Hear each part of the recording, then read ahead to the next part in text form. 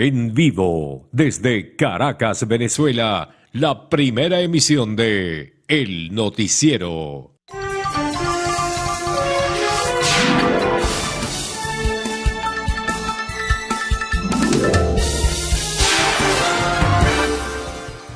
Muy buenos días, Venezuela. Gracias por despertar e informarse con nosotros la mañana de este jueves 30 de julio de 2026. Qué gusto que nos acompañen en este recorrido de noticias. ¿Qué tal, Salmerón? Saludos, señora Peroso. Saludos también a toda la familia venezolana. Desde acá les enviamos un fuerte abrazo y que tengan una excelente jornada. Recordamos las formas como pueden estar en contacto con nosotros. Bueno, nuestra cuenta en Instagram, _noticiero Televen. Allí estamos transmitiendo en vivo. También tenemos la señal abierta que llega a todo el país. Televen Max. Aquí nos vemos. Nuestra plataforma en YouTube, Televen TV, y las redes sociales en Instagram, en TikTok y también en X, _noticiero Televen. Y cuando en Venezuela decimos aquí nos vemos, es porque aquí nos vemos. Eso es un compromiso, eso es una cita, eso es formal. Por eso la nueva opción de streaming de Venezuela llega con ese compromiso Televen Max, aquí nos vemos. Más de 100 canales de aquí y de allá con la programación que a usted le gusta y con paquetes de hasta 110 canales. Es súper sencillo, entre en televenmax.com.be, descargue y disfrute sin instalaciones, sin cableado, sin decodificador. Televen Max, aquí nos vemos. Bueno, ahí tiene una opción para estar junto a nosotros. Vamos a comenzar de lleno con las informaciones porque desde hace 2 semanas iniciaron los trabajos de demolición. Esto en el urbanismo Hugo Chávez, que está ubicado en Playa Grande, en Catia-La-Mar, evidentemente en el estado de La Guaira. Maquinaria pesada se encuentra desplegada en este sector realizando los trabajos de limpieza. Vamos a hacer, Gaudí, amigos televidentes, un contacto con nuestra compañera Vanessa Urbano. Ella realizó un recorrido por la zona y nos trae la información. Hola, muy buenos días. Gracias por este contacto que estamos estableciendo desde Playa Grande, específicamente en el urbanismo Hugo Chávez Frías.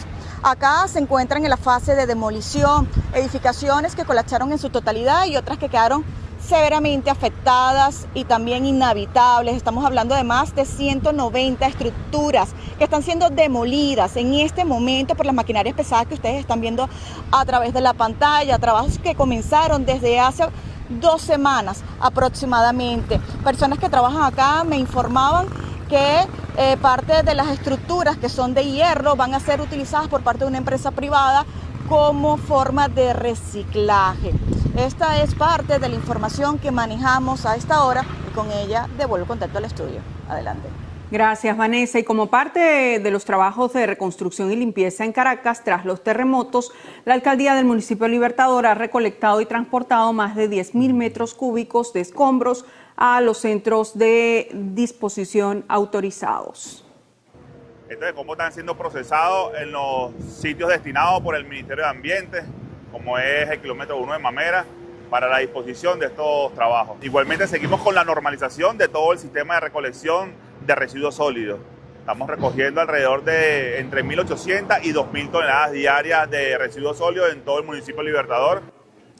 Representantes municipales también señalaron que más de 140 equipos humanos se mantienen desplegados con maquinarias en las parroquias más afectadas de la capital para ejecutar estas labores.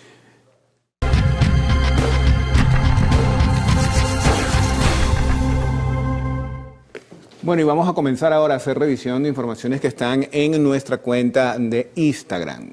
Así es, excarcelado coronel José Lozano Mogollón. El coronel estuvo casi 2 años detenido por manifestar a un subalterno su rechazo a los resultados de las elecciones presidenciales de 2024, en las que el ente electoral proclamó como ganador a Nicolás Maduro. El TCJ lo declaró culpable del delito de instigación a la rebelión y lo sentenció 4 años.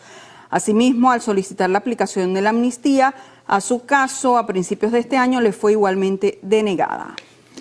ONU evalúa necesidades tras sismos. El coordinador residente de la ONU en nuestro país destacó que el objetivo es ofrecer una visión común y objetiva de los daños y pérdidas para su posterior recuperación. También reconoció los esfuerzos de las autoridades nacionales y equipos de rescate en las labores de ayuda y salvamento. Igualmente reiteró el compromiso de las Naciones Unidas de seguir acompañando a nuestro país en este proceso de recuperación. Sarén activa trámites de apostilla y legalización internacional en su portal web. Dice esta nota que tramitar estos documentos en Venezuela ahora se puede hacer enteramente desde la comodidad del hogar. El Sarén activó una nueva función en su plataforma digital que automatiza este proceso en 100% en línea. Esta actualización tecnológica del Sarén busca eliminar intermediarios, reducir tiempos de espera y garantizar a los ciudadanos un proceso transparente, seguro y accesible. Embajada de Irán desmiente quiebre con Venezuela. Aclaran que los recientes mensajes del canciller iraní en Caracas fueron tergiversados por diversos medios de comunicación con el objetivo de perjudicar las relaciones bilaterales entre ambas naciones. En el documento, la representación diplomática fue enfática en señalar que las palabras del jefe de la diplomacia iraní en ningún momento representaron una falta de respeto ni un juicio negativo hacia las autoridades, las instituciones legítimas, la soberanía nacional o el pueblo venezolano. Turkish Airlines volverá a Caracas tras enviar ayuda por sismos. La aerolínea planea reanudar la ruta Estambul-Caracas a mediados de agosto tras la reapertura de Maiquetía, proyectando incluso aumentar sus frecuencias para finales de este año. El embajador Aydan Karamoglu destacó que la pausa no afecta a la relación bilateral y recordó que su país envió de inmediato a 75 especialistas en rescate, junto a carpas, alimentos e insumos, para atender los daños provocados por los sismos del 24 de junio. Escándalo FIFA. Infantino estudia vender participaciones del Mundial a inversionistas privados. El presidente de la FIFA, Gianni Infantino, planea crear una empresa de 20.000 millones de dólares para gestionar la Copa del Mundo con inversores privados, incluida la familia Kushner y la UEFA. El organismo rector del fútbol europeo y otras organizaciones lo criticaron de inmediato. Bueno, les recordamos entonces que usted puede ampliar todos estos titulares ingresando a nuestra cuenta en Instagram, _noticiero Televen. Ahora vamos a compartir con ustedes portada digital del Universal. Allí lo tienen. El titular que ellos destacan es el siguiente. Dice acá en la parte central tenemos subsidios de 80% para viviendas impulsarán la reconstrucción. Damnificados por el doble sismo recibirán apoyo económico masivo para adquirir nuevos hogares con un respaldo bancario. Este anuncio lo hizo la presidenta encargada de la República. También se lee en esta portada con fotografía más de 10.000 metros cúbicos de escombros. Se refieren, por supuesto, a esta situación que se vive allí en La Guaira, y dice, de acuerdo con información suministrada por José Guillermo Cacique, también gerente general de Supra Caracas, los desechos han sido trasladados de forma segura a los centros de disposición autorizados, información que ya compartíamos, por cierto, con ustedes al inicio de esta primera emisión. Otros titulares que destaca el Universal en su portada: registro de daños se impulsará con uso de inteligencia artificial. El Ministerio de Ciencia y Tecnología iniciará este proceso mediante el uso de inteligencia artificial para evaluar las afectaciones dejadas por el doble terremoto. Más abajo, gestión de apostilla electrónica usando sistemas del Sarén se consolida. También se lee acá, embajador de Venezuela en Colombia presentó cartas credenciales. Vamos a revisar, amigos, información que está en el portal del diario Últimas Noticias. Ahí tienen a Héctor Rodríguez. Anuncia apertura de mesas de trabajo para la reconstrucción. Rodríguez explicó que la meta es construir infraestructuras con mayor resistencia ante eventuales eventos naturales, pero también con mayor calidad en cuanto al modo de vida que queremos para los venezolanos, con sustentabilidad ambiental, belleza estética, sentido de comunidad y una economía viable y creciente como usted lo ha alimentado. Asimismo, puntualizó que la metodología iniciará este jueves con un taller en el que participarán especialistas internacionales y los equipos técnicos de las vicepresidencias sectoriales de Economía, Obras Públicas y Servicios y Socialismo Social y Territorial. Bien, ahora compartimos con ustedes información que destaca el portal web del diario Líder, allí lo tienen en pantalla, dice Erod, un zurdo de oro, con blanqueo de 8 innings ante los Piratas, llegó a 10 triunfos y dejó su efectividad en 2.48, una de las mejores de la Liga Nacional. Antes de la pausa los vamos a dejar con un video viral que está en nuestra cuenta de Instagram, _noticiero Televen. Se trata de un grupo de gatos en Kumamoto, esto es en Japón. Se volvieron virales tras registrarse su asombrosa reacción ante el terremoto de magnitud 7.1 ocurrido a las 16:27 hora local en este país. En las imágenes se observa cómo los felinos percibieron las primeras vibraciones sísmicas instantes antes que los humanos.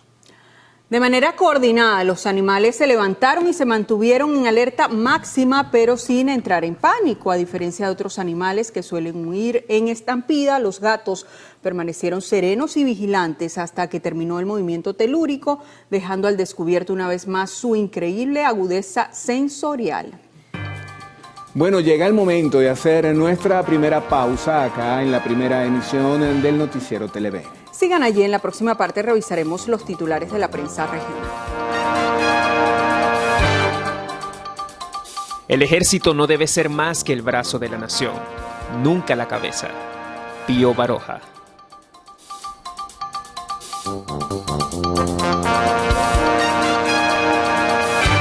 Seguimos con más noticias. Expertos y docentes de la Universidad del Zulia sostienen que el mayor impacto del doblete sísmico no solo se medirá en cifras cuantiosas, sino en la pérdida de un tiempo de desarrollo valioso debido a la falta de políticas macroeconómicas adecuadas. Todos son docentes de la Universidad del Zulia, que acumulan años de experiencia. Aseguran que el terremoto sin duda alguna ralentizó la economía venezolana, golpeó el centro político y de inversión al destruir el aeropuerto y el puerto de La Guaira. El impacto económico está en pleno desarrollo. Cuando un terremoto golpea a un país con debilidades acumuladas, las pérdidas no solo se miden en millones de dólares, amigos, también en años de desarrollo perdido. Los antecedentes económicos no ayudan mucho. En el primer semestre de 2026 acumulamos una inflación de 147%. Y del otro lado tienes el consumo, que es precario, porque es precario el salario de los trabajadores. Porque incluso yo me he atrevido a decir que el régimen salarial en Venezuela es de capitalismo feudal. En enero el dólar costaba 304,67 bolívares por unidad y hasta este miércoles llegó a 744,22. Esto suma un poco más de 143,6%. Estas estadísticas, según los especialistas, demuestran que no existe una política económica en la actualidad. Desde el estado Zulia, Lenín Daniel Televen. Nos vamos ahora al estado Nueva Esparta y es que a casi un mes del inicio de la zafra de pulpos, los trabajadores del mar en esta entidad reportan una baja de 80% en la extracción de la especie. Lo atribuyen a las condiciones climáticas, incluso también al doblete sísmico que sacudió al país el pasado 24 de junio. Hace 2 años, la captura por peñero era 500 y 700 kilos de pulpo y el pasado entre 150 y 300. Actualmente la cifra disminuyó a 20 kilos por embarcación. A diferencia de años anteriores, los pescadores se ven obligados a navegar hasta 36 millas náuticas para lograr un volumen rentable de captura, una distancia que encarece los costos operativos por el alto consumo de combustible. ¿Pero qué está afectando la zafra de pulpo? Los pescadores son sabios. Ellos dicen que aquí recientemente hubo un fenómeno llamado el turbio, que ahuyentó el pulpo, supuestamente. También hablan de las grandes corrientes. Ellos todos los días vienen y dicen que hay muchas corrientes en alta mar y eso también ha implicado mucho. Otros dicen que este fenómeno del terremoto espantó al pulpo. Durante esta zafra, la Dirección de Atención al Pescador de Maneiro realizó un censo que registró 500 pescadores locales y foráneos, lo que les permite supervisar el cumplimiento de la ordenanza municipal en esta materia. Promueve el saneamiento ambiental, el cuidado del medio ambiente y de los espacios acuáticos, evitando estados de insalubridad, evitando que vengan pescadores foráneos a hacer fogatas en las playas, a arrojar basura, a hacer necesidades fisiológicas. En lo que respecta a la seguridad de los trabajadores del mar, el director de la Oficina de Atención al Pescador Artesanal, Gustavo Guerra, recalcó que mantienen activos despliegues con la Policía Municipal y la Dirección de Seguridad Ciudadana a fin de garantizar el resguardo de los enseres y artes de pesca en las diferentes rancherías. Desde la isla de Margarita, Lisbeth Miquilena, Televen.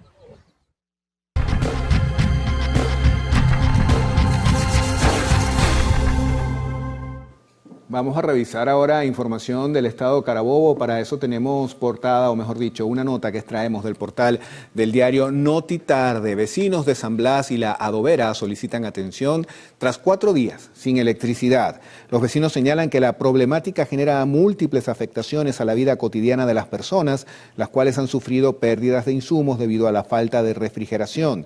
Asimismo, indican que debido a la falta de electricidad no tienen servicio de agua potable, por lo que han tenido que buscar alternativas como botellones de agua en zonas alejadas y bolsas de hielo.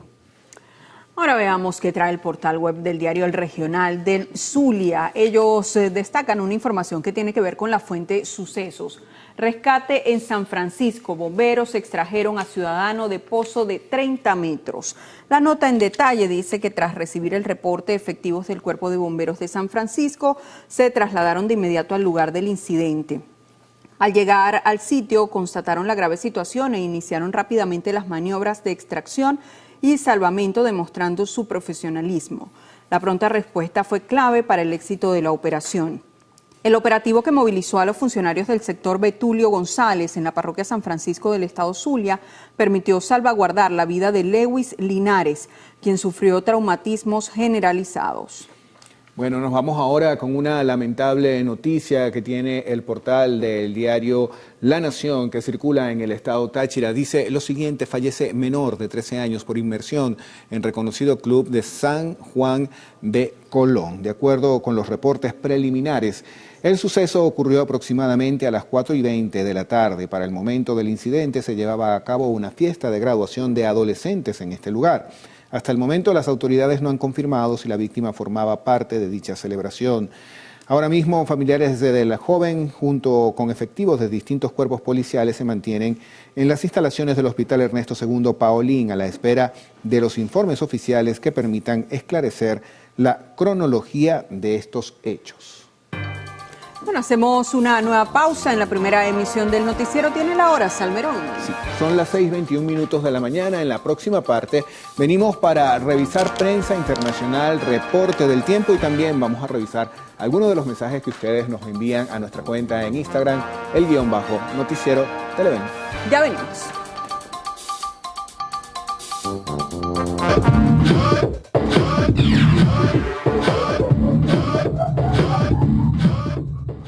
OpenAI admitió que uno de sus programas de inteligencia artificial se salió de control durante una prueba de seguridad. De alguna forma que aún intentan descifrar, la IA rompió los límites de la prueba y atacó por su cuenta a la plataforma Hugging Face, logrando apoderarse de 4 cuentas en otros servicios antes de ser detectada. Este incidente se considera el más grave de su tipo hasta la fecha. Ha encendido las alarmas en el mundo tecnológico, demostrando lo rápido que avanzan estas herramientas y lo difícil que resulta controlar a una inteligencia artificial cuando decide actuar por su cuenta. El sector anuncia que la IA se acerca progresivamente a la etapa denominada de la automejora recursiva, más allá de la cual la inteligencia artificial sería capaz de concebir por sí sola a su sucesora, una secuencia que podría repetirse hasta el infinito. ¿Podrá esta tecnología aumentar su inteligencia de forma peligrosa o seremos capaces de controlarla? Ricardo Rad, Televen.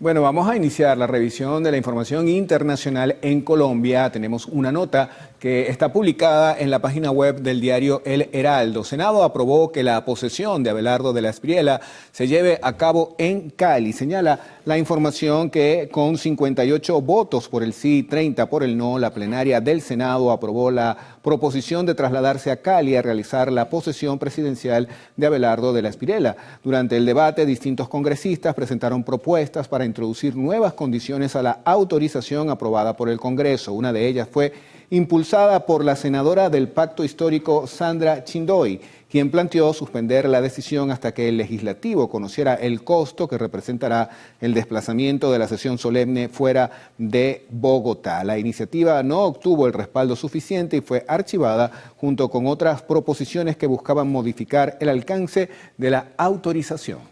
Veamos ahora que tiene el portal web del diario Correo del Sur que circula en Bolivia. Ellos titulan: Fiscalía ordena la aprehensión de Evo Morales por los bloqueos de 53 días. La nota en detalle: la Fiscalía emitió una nueva orden de aprehensión contra el expresidente Evo Morales, ahora por el proceso iniciado a raíz de los bloqueos de caminos de 53 días entre mayo y junio de este año.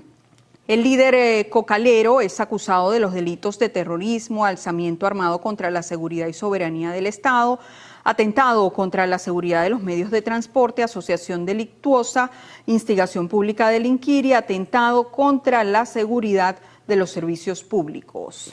Vamos a revisar ahora información de Panamá. Tenemos una nota del diario La Estrella de Panamá. Rusia niega reclutamiento de panameños y respalda investigación del Ministerio Público. La embajada rusa afirmó que no promueve ni gestiona el reclutamiento de ciudadanos panameños para participar en la guerra en Ucrania y expresó su respaldo a las investigaciones iniciadas por el Ministerio Público sobre los casos de nacionales que presuntamente viajaron al conflicto. En un comunicado firmado por el embajador Konstantin Gavrilov, la misión diplomática afirmó que Rusia no apoya ni requiere métodos tramposos de alistamiento de voluntarios y marcó distancia de cualquier esquema de captación irregular.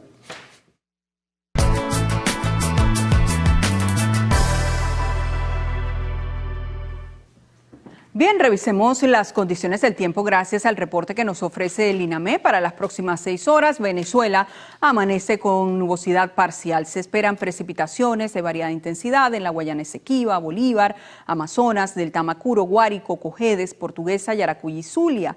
Veamos el pronóstico en detalle. San Cristóbal tendrá abundantes precipitaciones. La temperatura mínima será de 20 grados centígrados y la máxima de 30. Nos vamos a Cumaná, allí abundantes precipitaciones. La temperatura mínima será de 25 grados centígrados y la máxima de 34. ¿Qué hay de Barquisimeto? Poca nubosidad. Temperatura mínima 22 grados centígrados y máxima 37. Recuerde usted que este reporte es válido hasta las 12 del mediodía de hoy. Para más información ingrese a la página web www.iname.gov.be. Vamos ahora con Ricardo Salmerón.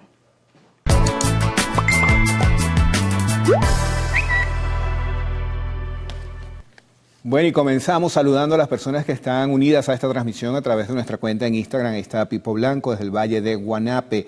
También P. Suárez en Brasil, Morela en Puerto Ordaz, Georgina, Centeno en Cumaná, Miriam en Puerto Cabello, Luis en Trujillo, Freddy, Alberto, Manole está en Tacarigua, Larry en Maracaibo y Jimmy también nos escribe. Nos vamos a ir a la cajita interactiva para ver qué mensajes han llegado la mañana de hoy. Comenzamos con el siguiente, ahí lo tienen además, con una gráfica. Saludos de Katia Lamar, La Guaira, tienen 23 días a la espera de una inspección. Están acampando frente al edificio. Atención allí las autoridades. También dicen en el municipio Píritu, Estado Falcón, el sector Moturo se encuentra incomunicado por las fuertes lluvias.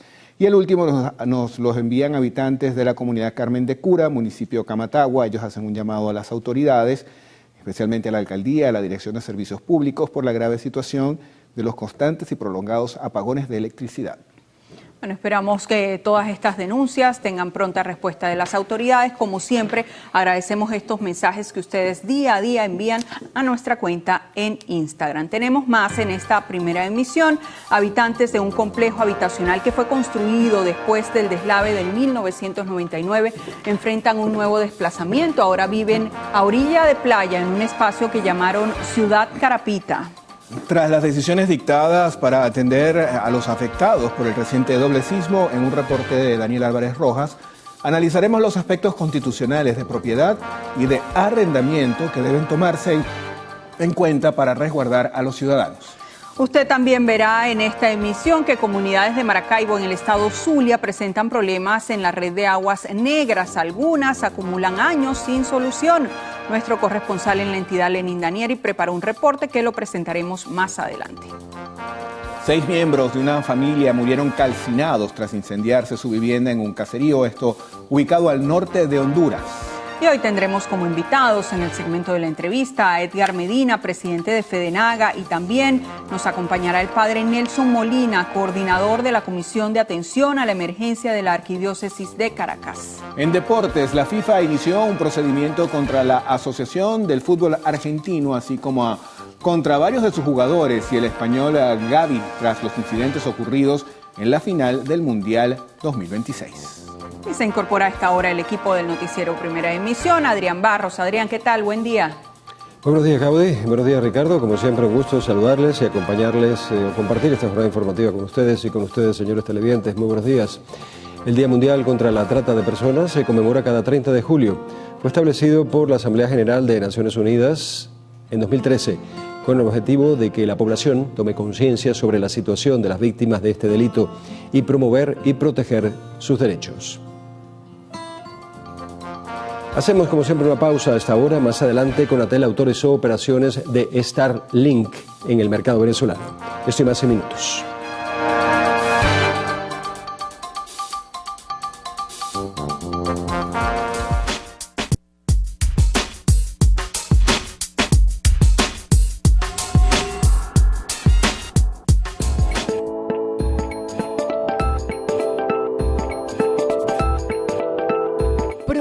Para dormir en estas noches de calor intenso, cuidado con las gomitas de melatonina que se han puesto tan de moda. Aunque su sabor dulce y aspecto de golosina generan una falsa sensación de seguridad, los expertos advierten que su uso sin control médico es peligroso. Jesús Fernández Felipe, profesor de la Universidad Internacional de la Empresa en España, señala que el consumo de melatonina no debe ser una rutina indefinida. Tomarla a horas inadecuadas altera el reloj biológico y su consumo en exceso causa dolores de cabeza, mareos y somnolencia diurna. Además, aunque no genera adicción física, crea una fuerte dependencia psicológica. Para recuperar el sueño en las noches calurosas, la clave no son los suplementos, sino los buenos hábitos. Mantenga la habitación ventilada, des un baño de agua tibia antes de acostarse, evite las cenas pesadas y apague las pantallas. Si el insomnio persiste más de 3 noches por semana, consulte a su médico.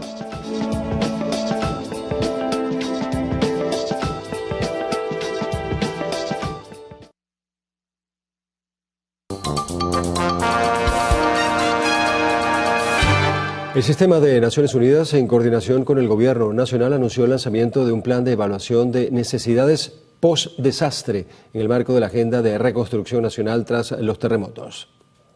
Este trabajo mancomunado será sin duda un factor de éxito de este proceso y marcará además una nueva etapa en las relaciones entre estas entidades de cara a seguir aportando al desarrollo del país y abrir sus puertas a una mayor cooperación internacional. El trabajo que iniciamos va más allá de cuantificar el impacto del desastre. Su propósito es construir una visión compartida de la recuperación, identificando prioridades, definiendo inversiones estratégicas y fortaleciendo las capacidades nacionales para reducir la vulnerabilidad frente a futuros eventos.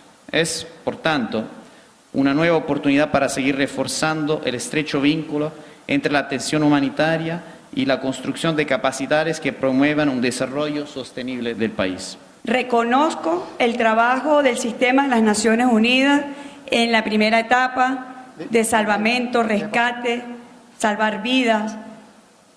Hay evidencia de las comunicaciones inmediatas y el pedido que yo le hice al coordinador de Naciones Unidas trae todas las delegaciones rescatistas que puedan venir a nuestro país, porque estas son las horas decisivas para salvar más vidas. Gianluca Rampolla reiteró el compromiso de la ONU de seguir acompañando a nuestro país en este proceso de recuperación. Por su parte, el vicepresidente sectorial para el socialismo social y territorial, Héctor Rodríguez, señaló que las labores de evaluación se iniciarán este jueves con un taller en el que participarán especialistas de todas las organizaciones internacionales presentes en el país.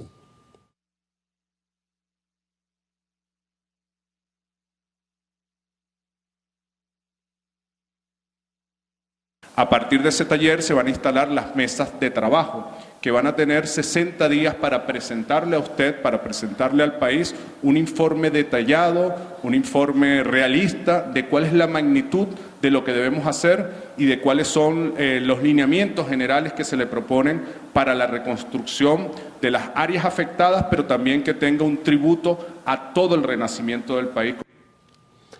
Durante el acto también fueron reconocidos los esfuerzos de las autoridades nacionales y los equipos de rescate por su trabajo tras los terremotos.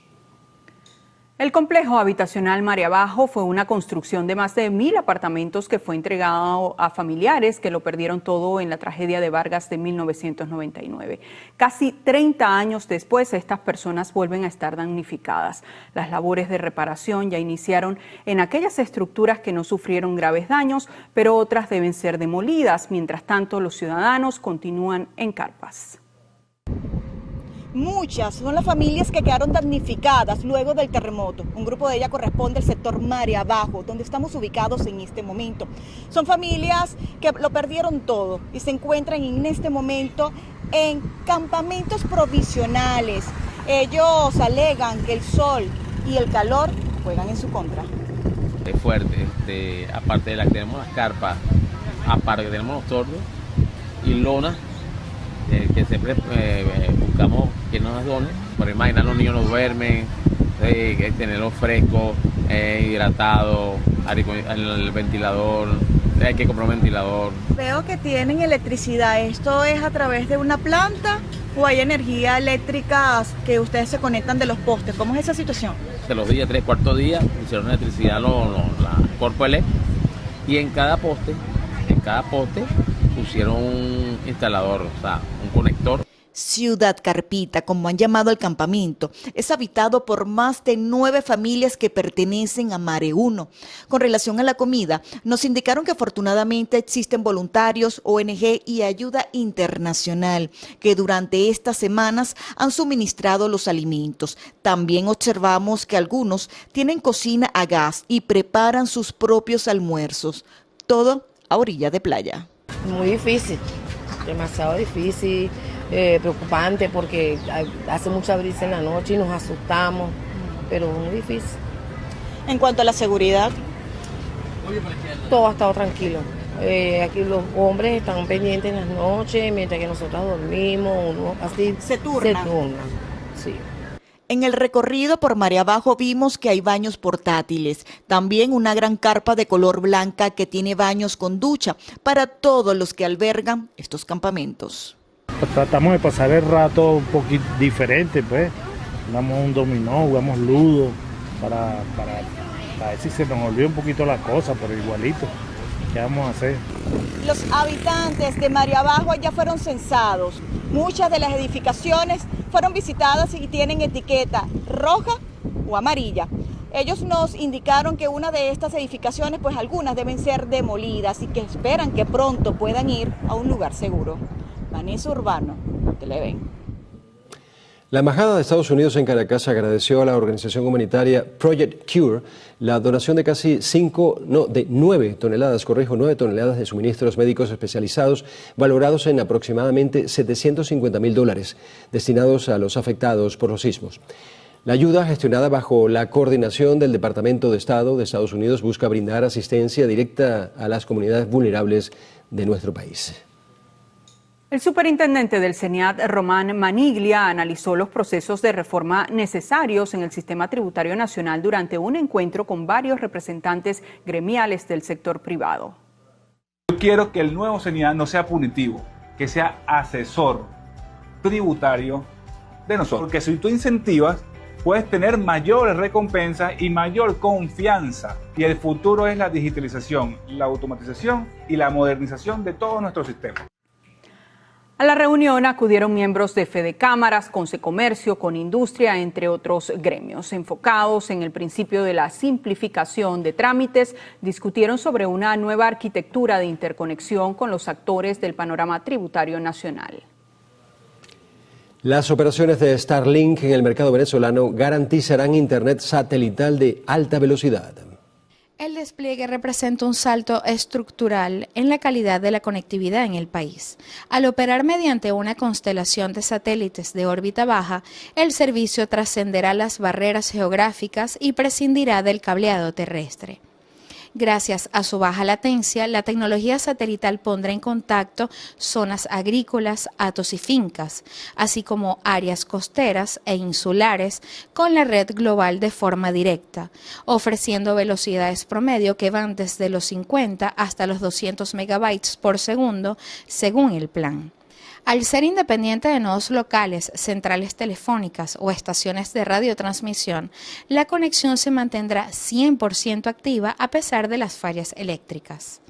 Las antenas de este sistema no requieren despliegues técnicos complejos, sino que rastrean automáticamente la constelación de satélites, lo que permite su portabilidad en vehículos y entre distintas ubicaciones. Para sistemas empresariales funciona como una vía de respaldo que garantiza transacciones de puntos de venta, transmisión de datos críticos y gestión remota de servidores. La gigante energética italiana Eni alista la reactivación de sus operaciones en nuestro país. La compañía confirmó que está en conversaciones con el gobierno, PDVSA y socios estadounidenses para firmar nuevos contratos que permitan disparar la producción petrolera en tiempo récord. El principal objetivo de Eni es el bloque Junín 5. Un yacimiento en la faja del Orinoco con reservas estimadas en 35.000 millones de barriles. La meta de la compañía es elevar la producción actual de 12.000 barriles diarios a un techo de 200.000 barriles por día, migrando a un modelo de contrato de reparto de producción. Con esta renegociación, las multinacionales energéticas aceleran el paso para capitalizar el nuevo marco legal e impulsar el retorno de las inversiones en el sector petrolero venezolano.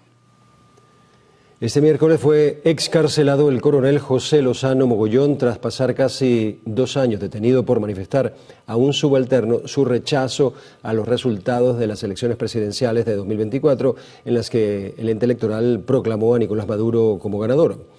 La Sala de Casación Penal del Tribunal Supremo de Justicia lo declaró culpable del delito de instigación a la rebelión y lo sentenció a 4 años de prisión. Según la ONG Acceso a la Justicia, la decisión fue apelada y subsecuentemente denegada, bajo lo que la organización define como interpretaciones restrictivas. La amnistía a su caso fue solicitada a principios de este año, pero también le fue negada.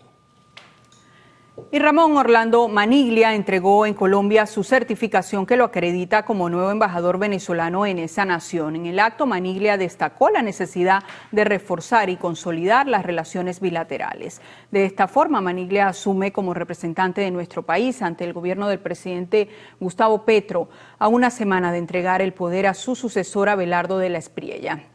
Con esta designación, el jefe de la misión diplomática venezolana buscará impulsar una agenda de cooperación entre Caracas y Bogotá en pro de optimizar los acuerdos vigentes, el desarrollo de las zonas fronterizas e iniciativas para la dinamización del intercambio social y económico. Aunque existen tribunales especiales para atender a los damnificados tras los terremotos, se debe mantener el respeto del principio constitucional del juez natural establecido en el artículo 49, numeral 4 de la Constitución. Así lo señala la abogado civil e inmobiliaria Cora Farías. El juez natural es el tribunal civil que garantiza el debido proceso. El juez tiene que ser competente en razón del territorio, de la cuantía, de la materia. El TCJ emitió una resolución conforme a la cual, y eso fue el mes pasado, se permite la creación de tribunales especiales y asimismo nuevos tribunales móviles. Hasta la fecha que yo tenga conocimiento no se han creado, pero ya está documentado. Farías señaló que no se pierde el derecho de propiedad si se destruyó la edificación. Recordó que está condicionado a la alícuota plasmada en el documento de condominio cuando adquirieron el inmueble. Ese porcentaje que a mí me corresponde por alícuota, me lo van a pagar si es que se decide vender el inmueble o el destino de ese inmueble. Pero siempre yo lo voy a mantener, yo no lo voy a perder por el hecho de que se haya destruido. Indicó que si se trata de arrendamiento es diferente según el 1344 del Código Civil, que establece que la cosa perece para el dueño. El apartamento, el local, la oficina se perdió. En ese momento el contrato de arrendamiento queda resuelto de pleno derecho y por lo tanto el propietario perdió su propiedad y el inquilino no tiene que pagar nada más. Eso sí, si él pagó por adelantado, a él le tienen que reintegrar ese pago por adelantado hasta la fecha del sismo. Para demostrar la titularidad del derecho a la propiedad, se debería acudir al registro local. Si se derrumbó, se debe acudir al registro principal. El registro público principal debería contener, no puedo precisarlo, la información de todos los registros inmobiliarios de la jurisdicción. No conozco a fondo la materia. Quien ocupó un apartamento por concepto de compra y no lo registró, se queda sin la propiedad. Me dieron las llaves y tomé posesión del inmueble. Lamentablemente lo perdí. ¿Cómo lo puedo demostrar? Está a nombre del otro. Los apartamentos adjudicados son responsabilidad del Estado venezolano. Sobre la sucesión de aquellos grupos familiares que fallecieron tras los terremotos, hay un proceso para lograr conseguir a alguien que herede el inmueble. En Venezuela nuestro ordenamiento establece líneas. Está el parentesco por consanguinidad, el parentesco por afinidad cuando uno contrae matrimonio. Entonces, habría que ir descartando quiénes quedaron, quiénes sobrevivieron. Sobre la reforma de la ley de estafa inmobiliaria y el proyecto de ley del régimen de arrendamiento de vivienda, espera que se genere seguridad jurídica. Me encantaría que la ley fuera justa, equitativa y que el arrendamiento vuelva a resurgir.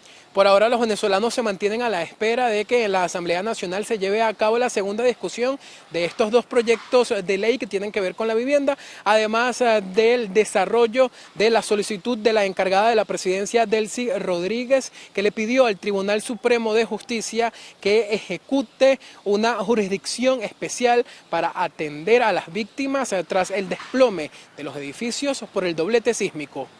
Daniel Álvarez Rojas, Televen. 60 trabajadores del sector salud perdieron la vida en La Guaira durante el doble terremoto. También 16 pacientes de la única estructura de salud que colapsó, perteneciente al Hospital Psicofamiliar El Niño y el Mar en Catialamar. Ami Torres nos amplía esta información. Adelante. Sí, establecemos este contacto desde el litoral central y es que pudimos conocer de primera mano aquellos minutos que antecedieron el terrible desenlace del Hospital El Niño y el Mar, la única estructura de salud que colapsó totalmente en el estado de La Guaira producto del doblete sísmico. Conversó con nosotros su directora y esto fue lo que nos dijo. Me fui a mi hospital, todavía teníamos pacientes ahí tapiados y los mismos trabajadores en ese momento, médicos, enfermeras, todos los que estaban allí, teníamos personal tapiado dentro del hospital, perdimos 16 pacientes y 4 trabajadores, 3 cumpliendo sus funciones y una que perdimos en su casa, que quedó tapiada y aún no ha sido sacada de los escombros, la licenciada Chailín, que la extrañamos. El Hospital El Niño y el Mar, que tenía más de 80 años funcionando, es un centro de salud de referencia nacional que recibe pacientes con condiciones neurológicas, psicomotoras y psiquiátricas. Sobre su destino se está a la espera de una decisión por parte del Ejecutivo Nacional y Regional. Bueno, nos tocó arrancar, teníamos los pacientes todavía pegando gritos, me decían, mamá, sácanos, allí nos pusimos entre todos con el apoyo del director del Hospital Martín Vega y pudimos trasladar todos nuestros pacientes al Hospital Martín Vega. Aquí tenemos, gracias a Dios, 44 pacientes al servicio del Estado y con atención exclusiva. Entre los trabajadores del sector salud que fallecieron se encuentran 15 médicos, 10 enfermeras, 18 del personal administrativo y 17 obreros. Desde el estado de La Guaira, Ami Torres, Televen. Y con esto hacemos una nueva pausa para publicidad en el noticiero Primera Emisión. Cuando regresemos, empleados públicos de Lara piden mesa de diálogo con el gobierno nacional a fin de tratar mejores condiciones salariales. Ya venimos con esto y más.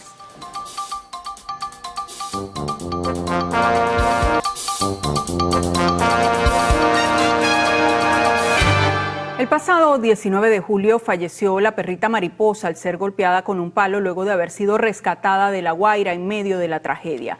El hecho causó gran conmoción y hoy en exclusiva tenemos los detalles de este suceso. Justo en esta calle fue donde el mejor conocido como Raulín dio muerte a Mariposa. En el siguiente reporte haremos una cronología de cómo verdaderamente ocurrieron los hechos y cuál es el estatus actual del caso. El sábado 18 de julio, en Lídice, Caracas, Mariposa se encontraba en la calle Moscú cuando se le acercó a los vecinos de la casa que queda al frente de donde ella fue acogida. Yo salí después que la perrita había sido agredida. Incluso nosotros estábamos ahí, sorprendidos. Hubo una de las vecinas que fue la que decidió llevarla a un veterinario porque nosotros no teníamos ni transporte y tampoco teníamos ni siquiera los recursos. Según versiones, se le escapa. Ella le ladra a un vecino, al señor Raulín, al sujeto Raulín, y él le propina un palazo con clavo, dejándola agonizando en el piso. Le causa fractura de cráneo, estuvo en la clínica 24 horas y lamentablemente Mariposa muere tiene muerte cerebral. Hay versiones contrarias dentro de la historia respecto al cuidado de Mariposa. Él dice que ella se escapó, pero los vecinos aseguran de que él la dejó en la calle, que de hecho sus perros, porque tiene 2 más, están acostumbrados a entrar y salir. Tenía dificultad al caminar, incluso mi tío la dejó, él la dejó, pasear como por la casa y se escapa por la rendijita. Ella dormía aquí y se quedaba aquí, incluso dormía encima de los juguetes de los niños. La procedencia de Mariposa no está clara. Aunque se habla de que fue rescatada bajo los escombros, no hay certeza de que realmente haya sido así. Quienes le dieron refugio sostienen que anteriormente se llamaba Canela y que estaba al lado de una casa en la que se encontraban haciendo trabajos de construcción en La Guaira. Incluso a ella no la sacaron de los escombros como la gente lo dice. La trajo mi tío porque ellos cuando aconteció lo del terremoto, ellos estaban con la perrita y de los mismos nervios, ellos reaccionaron y se la trajeron hasta aquí. Sin embargo, esto no minimiza la magnitud de lo ocurrido. Para Ingrid Pérez, representante de la Fundación La Manada de Pérez, urge que se haga justicia. Hay 3 personas más con él que ninguno hizo nada, todos se quedaron mirando a la perrita agonizando, él se escapa con su familia. Nosotros llegamos con la Policía Nacional y obviamente se lo iban a llevar preso, pero él se escapa y hasta el sol de hoy no sabemos nada de él. Él sigue a la fuga. Los familiares de Raulín accedieron a hablar con el equipo del noticiero Televen y nos aclararon que él ya se entregó ante la justicia. Entonces él con su misma cosa que tenía su cuerpo, él se fue. A los 3 días que se le pasó, eso fue el sábado, domingo, lunes, el martes se entrega en la Fiscalía 88 Nacional. Angie Alderey, su hermana, aseguró que Raulín se encontraba bajo los efectos de sustancias estupefacientes al momento de la agresión. Indicó que tras lo sucedido está en un proceso de desintoxicación. Bueno, ahí le pusieron sus cosas, le mandaron al psiquiatra porque él tiene problemas de adicción y tiene historias médicas de psiquiatría. Aseguró que al entrar en lucidez, Raulín lamentó lo sucedido. Nosotros en ningún momento lo justificamos porque está mal hecho, porque él ni remotamente, con sus cosas de que tenía bajo sus efectos de su broma, él ni siquiera no se dio ni cuenta pues que hizo eso. Este caso desató una ola de rechazo por parte de proteccionistas de animales y de la sociedad civil. Incluso, el pasado 25 de julio se emprendió una movilización que llegó hasta la casa de Raulín en rechazo a la agresión. Por esto, Angie Alderey formalizó una denuncia por haber irrumpido a su hogar sin una orden judicial. Para la diputada Carliana Riechi, este suceso recuerda la importancia de que sea aprobado en segunda discusión el proyecto de ley contra el maltrato animal. Nosotros vemos como actualmente el Código Penal dispone de una pena de 8 a 45 días de prisión para quien maltrate o de muerte a un animal. Pide que estos casos dejen de ser considerados como una falta ante la legislación venezolana y sean tratados como hechos punibles. Bueno, podría ser de 2 a 6 años, estamos en ese debate. Lo que sucede es que si es menos de 4 o 5 años, obtienen beneficios procesales y pues lamentablemente entonces no irán detenidos. El caso de Mariposa nos obliga a mirar de frente una realidad, la necesidad de crear conciencia ante el maltrato animal. Es necesario que la propia sociedad eduque a las diferentes generaciones a proteger a los diferentes seres vivos sin importar cuál es su especie. Génesis Rivas, Televen. Especialistas e ingenieros del Estado Zulia colaboraron en la zona de desastre en Caracas y La Guaira verificando edificaciones. Lenín Danieri nos cuenta que un segundo grupo salió esta semana. El grupo de tarea que salió hace unos días regresó y por esta razón un nuevo equipo se conformó para estar durante 10 días en Caracas, La Guaira o donde sean necesarios. De ingenieros, técnicos de obras, arquitectos, para acompañar las labores de definición de habitabilidad en la Comisión Presidencial en la zona de desastre de La Guaira y de Caracas. Son 34 en este segundo contingente. Ya los primeros especialistas regresaron a la región y posiblemente vuelvan a la zona debido a que la contingencia se extenderá por meses. Que el primer contingente alcanzó la verificación de 653 edificaciones en esta zona, contribuyendo en gran parte a las labores de detección de las condiciones del concreto, de las cabillas. Desde el Estado Zulia, Lenín Danieri, Televen.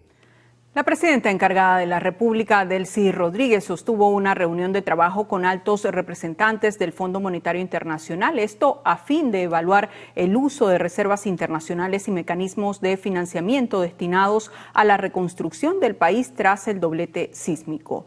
Durante el encuentro, las autoridades analizaron las perspectivas macroeconómicas del país, la asistencia técnica para el fortalecimiento institucional y los esquemas de financiamiento del Plan Venezuela Renace, enfocado en la recuperación integral de las zonas impactadas por la contingencia sismológica.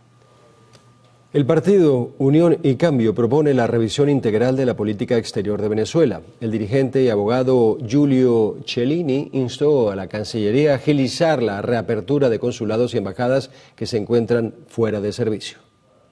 No podemos olvidar que existe una gran diáspora venezolana que, según la propia Organización de Naciones Unidas, puede ascender hasta 8 millones de venezolanos que se encuentran en situación de migrantes.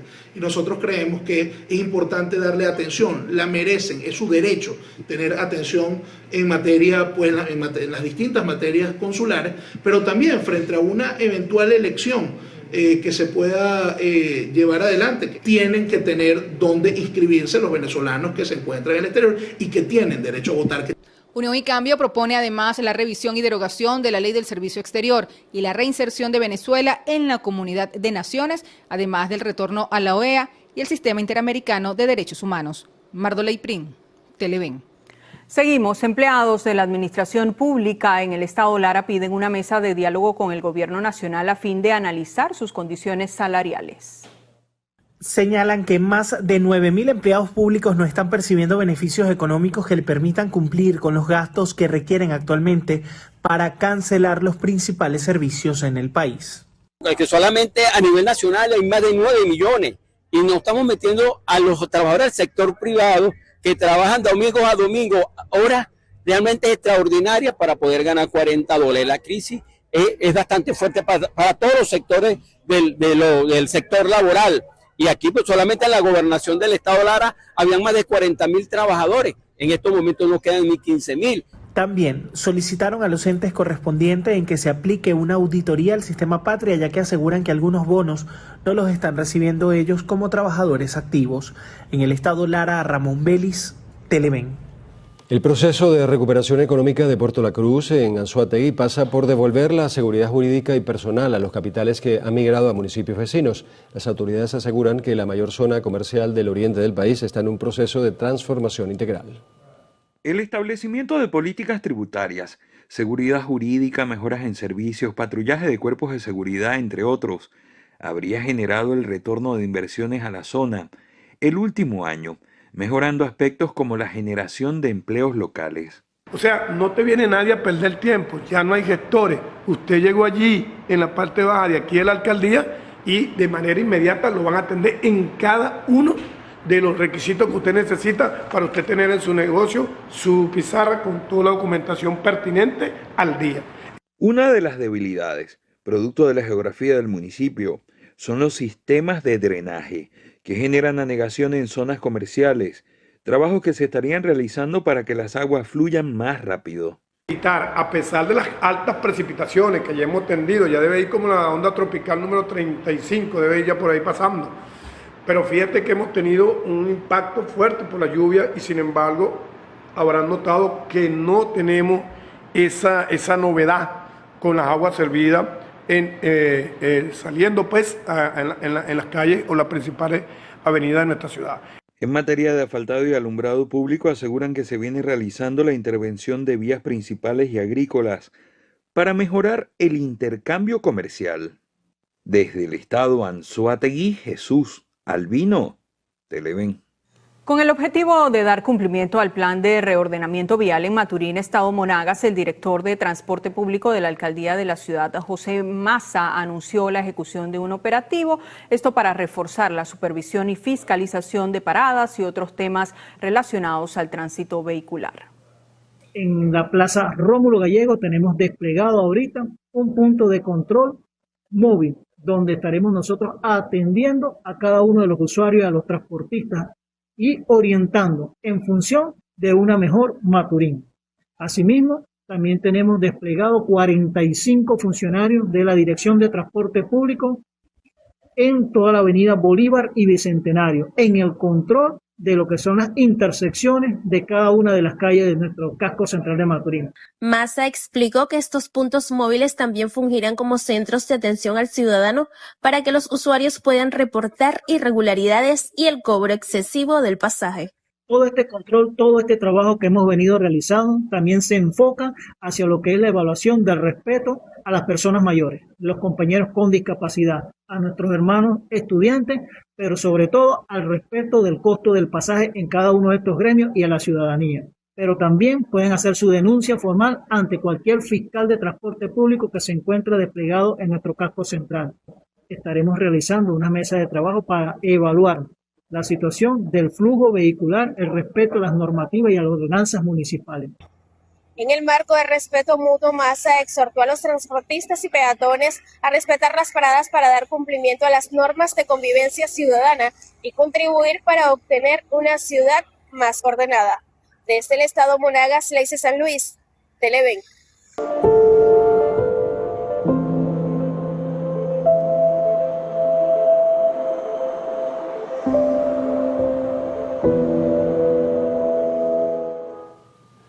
Un divorcio, un despido, una pérdida o un cambio repentino en la vida pueden desordenar en muy poco tiempo la estructura sobre la que sosteníamos nuestra rutina. Cuando la rutina desaparece, es común experimentar desorientación, un profundo vacío e intensa incertidumbre sobre el futuro. Hoy analizamos cómo reconstruir nuestro día a día tras un punto de inflexión. Recibimos nuevamente acá en el estudio a Ricardo Salmerón para analizar el tema. Saludos, Gaudi, Adrián. Amigos televidentes, los seres humanos dependemos profundamente de la previsibilidad, y es que las rutinas reducen la carga mental al volver automáticas muchas decisiones que tomamos a diario. No obstante, cuando esa estructura se rompe de golpe, la incertidumbre activa el sistema nervioso y esto puede provocar una variedad de problemas como ansiedad, fatiga emocional y también insomnio.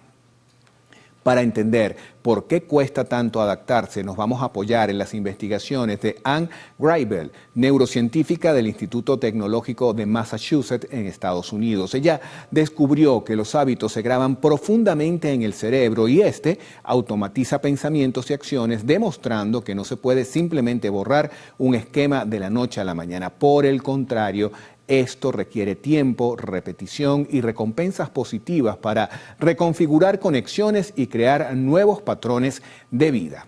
Para superar la parálisis inicial y adaptar nuestra mente a una nueva realidad, las investigaciones recomiendan acciones progresivas. Por ejemplo, apoyándose en los hallazgos sobre cómo el cerebro crea automatismos, comience por acciones simples y repetibles que le devuelvan la sensación de eficacia, como levantarse a la misma hora o dedicar unos minutos a ordenar su espacio. Además, no olvide que tras una ruptura o pérdida, el problema radica tanto en el duelo como en los espacios vacíos que quedan. Ocupar deliberadamente esos momentos le da señales de continuidad al cerebro. Leer por la mañana, preparar café con calma o escuchar un podcast. Como señala la investigación de la doctora Graybiel, sustituir la acción anterior por una nueva respuesta consciente permite reprogramar el circuito del hábito.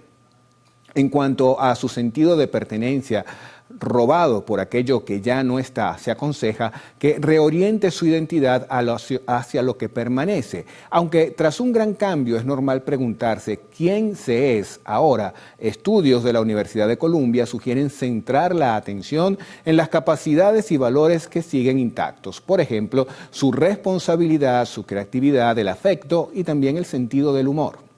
Entender estos procesos requiere de un largo camino. Sin embargo, si después de varias semanas la parálisis sigue siendo una dificultad en su vida diaria, conviene buscar apoyo profesional. Solo recuerde que sí, sanar toma tiempo, pero con las herramientas correctas la rutina puede convertirse en algo llevadero hasta que se sienta listo para avanzar hacia un mejor futuro. Volvemos al set principal.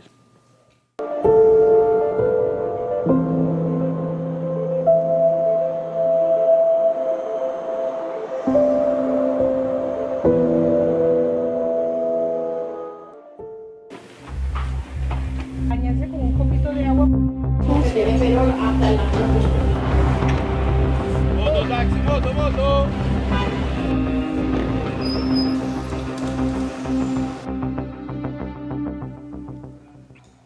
Tu voz en el noticiero llegó al sector Paula Correa en San Carlos, estado Cojedes. Allí los habitantes denuncian completo abandono y fallas en los servicios públicos. Nuestra corresponsal en la entidad, María Yacibit Bolívar, tiene el reporte. Adelante. Sí, muchas gracias por el contacto que establecemos a esta hora. Y es que habitantes de este sector aseguran que esta comunidad ya tiene más de 20 años de fundada y que actualmente habitan alrededor de 60 familias que se ven afectadas con estas problemáticas. Bueno, estoy aquí con la necesidad de decirles que aquí en este sector no tenemos agua, cloacas, no, es justo y necesario, pues. Y tenemos un problema que con el pozo también, que pasa más de 20 días que la bomba, no sé, le pasó algo y tiene un problema en el tablero. Entonces las instituciones encargadas de esa situación del agua potable no se han abocado hasta aquí, hasta el momento. Pero es justo y necesario porque entonces aquí la gente tienen pozos sépticos, pues demasiado cerca del agua potable. Entonces yo viendo por la forma que tiene que ser, lo higiénico, pues entonces sería prudente que hubiera las cloacas para que el servicio de aguas negras saliera de aquí del barrio, pues. Vecinos de esta comunidad aseguran que no cuentan con el servicio del aseo urbano, por lo que se ven obligados a arrojar sus desechos en basureros improvisados. Esta es la información que traemos para todos ustedes a esta hora y con ella retornamos el pase al estudio en Caracas. Adelante. En el estado Zulia, varias comunidades de Maracaibo tienen años con problemas en la red de aguas servidas. Piden a Hidroven que se ocupe de esta situación. En Villasur, en Maracaibo, están acostumbrados a solucionar porque hasta el poco asfalto que tienen lo lograron ellos. Pero todo tiene su límite. Reparar una tubería completa es algo que no pueden hacer. La fuga de aguas negras tiene una década esperando por solución. ¿En qué me afecta? En los gases que despide, el mal olor, en todo lo que pueda salir de esa alcantarilla. El olor es realmente fuerte y cuando quitan la electricidad deben abrir las ventanas. A Hidroven han enviado todo lo que les solicitaron. Nosotros tenemos reportes por la VENAP que nos los habían pedido, ya está listo, ya nos enviaron Vacun, con Vacun no se solucionó nada, nos enviaron a Hidrolago, según ellos dicen que hay que hacer otro tipo de trabajo. Lo que estamos esperando es que ellos nos terminen de solventar el problema. Mientras tanto, el río fluye sin parar, destruyendo la calle. Esto afecta a 4 de los 8 lotes que tiene la villa. Recientemente remataron una casa por debajo de su valor porque es difícil vivir en esas condiciones. Desde el estado Zulia, Lenín Danieri, Televen. Habitantes de Cumaná, en el estado Sucre, denuncian que la acumulación de basura en algunas comunidades aumenta el riesgo de daños durante la temporada de lluvias. Hacen un llamado a la acción gubernamental y a la conciencia ciudadana. Las precipitaciones registradas en los últimos días provocaron la obstrucción de calles y avenidas en la capital sucrense debido a la acumulación de basura en caños y canales en comunidades. Agarran la basura, la amontonan en un solo sitio, que venga un camión de aseo con una máquina y se relleve toda esa basura. No, la tiran en los caños, en las quebradas. Y entonces ese problema para nosotros, porque toda esa agua pues, baja para casa, baja todo ese basurero, llega hasta allá, hasta los últimos de Guarapiche. Demasiado problema en cuanto a lo que es la basura. Los canales de salida de agua siempre están llenos de basura. Aprovechamos para hacer un llamado a las instituciones que le competen, como la alcaldía, la gobernación, y a las personas también, a nosotros mismos también, a tomar conciencia de lo que estamos viviendo.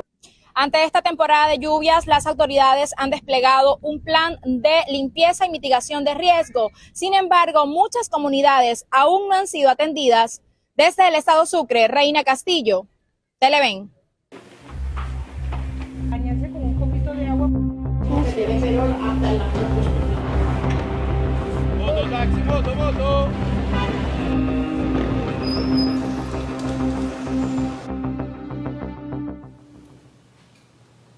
Momento de revisar los números que mueven al país. Veamos qué nos tiene preparado Fabián Campos en Flash Económico.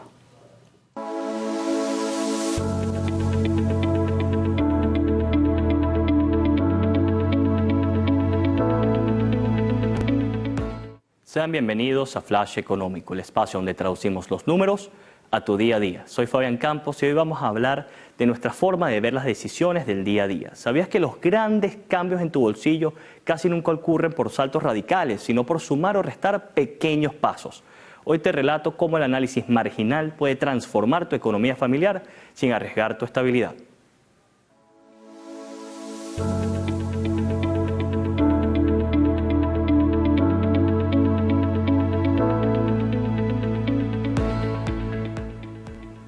Para entender esta herramienta, bajemos la teoría a nuestra realidad actual. En economía, el análisis marginal consiste en evaluar el costo y el beneficio exclusivo de consumir o ahorrar una unidad adicional, en lugar de ver el presupuesto como un todo o nada. Cuando nos enfrentamos a momentos complejos, la mente humana tiende a reaccionar con parálisis o cortes drásticos, pero el comportamiento reciente del consumidor venezolano nos demuestra la efectividad de las decisiones marginales. Tras el reciente evento sísmico del 24 de junio, el mercado no se paralizó. Por el contrario, la semana del 22 al 28 de junio marcó un récord histórico en unidades vendidas en comparación a los últimos meses. ¿Se trató de compras exclusivamente por pánico? No, fue una redistribución en el margen. De los hogares que realizaron donaciones, 6 de cada 10 productos que pasaron por caja no fueron a su despensa, sino dirigidos a quienes fueron afectados. Las familias evaluaron que el beneficio social de esa unidad adicional superaba su costo económico. Entonces, ¿qué puedes hacer hoy para aplicar este concepto en tu hogar? Aquí tienes una pequeña guía con 3 acciones prácticas para proteger tu presupuesto. Aplica el ajuste gradual de gastos. En lugar de eliminar por completo tu recreación o consumo variable, reduce tus gastos de forma escalonada. Disminuir marginalmente las salidas o compras no esenciales genera menos frustración y te permite construir un fondo de reserva de forma sostenible. En un segundo punto, evalúa la utilidad de la unidad adicional. Antes de hacer compras nerviosas por volumen, pregúntate si el beneficio de tener ese producto de más almacenado justifica inmovilizar tu liquidez. Prioriza el flujo sobre el acervo. Si enfrentas gastos imprevistos por reparaciones menores en tu vivienda, como le ocurrió a gran parte de la población en general, evalúa si el costo de endeudarte o vaciar tus ahorros afecta severamente tu flujo de caja de cara al mes. Y para cerrar nuestro análisis respondemos a la gran interrogante. ¿Es el momento de congelar todas las decisiones de compra e inversión familiar por precaución? La respuesta es un rotundo no. La experiencia internacional en eventos similares demuestra que la parálisis total del consumo frena la recuperación de la cadena comercial. El secreto está en tomar decisiones marginales, pequeños ajustes quirúrgicos que protejan tus finanzas sin asfixiar la economía local. Y el tip del día, no intentes reinventar tus finanzas de la noche a la mañana, simplemente evalúa el costo y el beneficio exacto de tu próximo paso. El verdadero ahorro no viene de paralizar tus gastos, sino de asegurar que cada bolívar adicional invertido te genere un beneficio real. Soy Fabián Campos y nos vemos en un nuevo segmento para seguir actualizando tus finanzas aquí en Televen.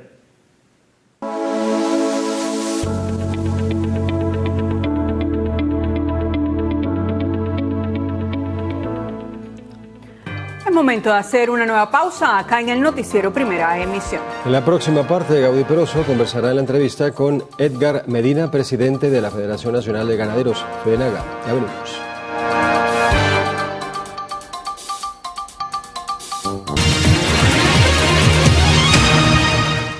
Hoy me acompaña en el segmento de la entrevista Edgar Medina, presidente de la Federación Nacional de Ganaderos, FEDENAGA. Bienvenido, qué gusto que nos acompañen esta mañana.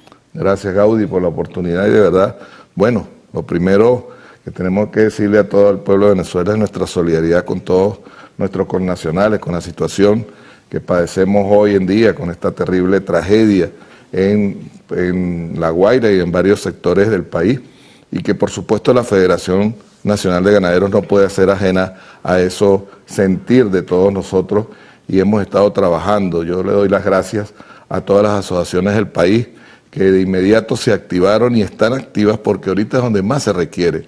El primer tiempo, pues por supuesto, es el tiempo de evaluar, de ayudar, de sacar a nuestros amigos, hermanos que tuvieron en esa terrible tragedia, pero luego viene el post terremoto, que es el que estamos acudiendo a apoyar, a ayudar con todo lo que hemos traído a través de las asociaciones de las diferentes regiones, donde se ha hecho un esfuerzo de buscar los insumos, las herramientas, la maquinaria amarilla también que se ha mandado de diferentes sectores, productores que han puesto a su disposición toda la maquinaria de manera de apoyar. Hoy en día tenemos ya varias, se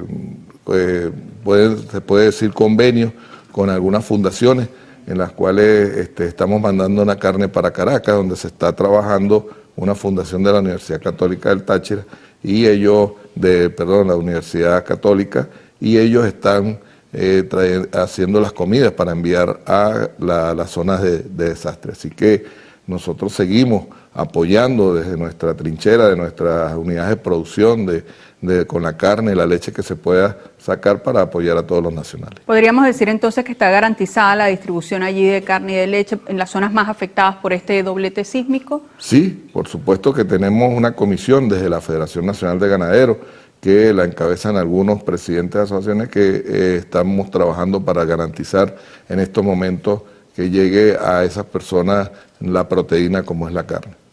Recién ocurrió la tragedia, recuerdo ustedes pues se activaron con esta ayuda humanitaria, envío de esta ayuda a estas zonas. ¿Por cuánto tiempo se va a mantener esta ayuda? ¿Ustedes van a estar reevaluando la situación? ¿Cómo será el procedimiento?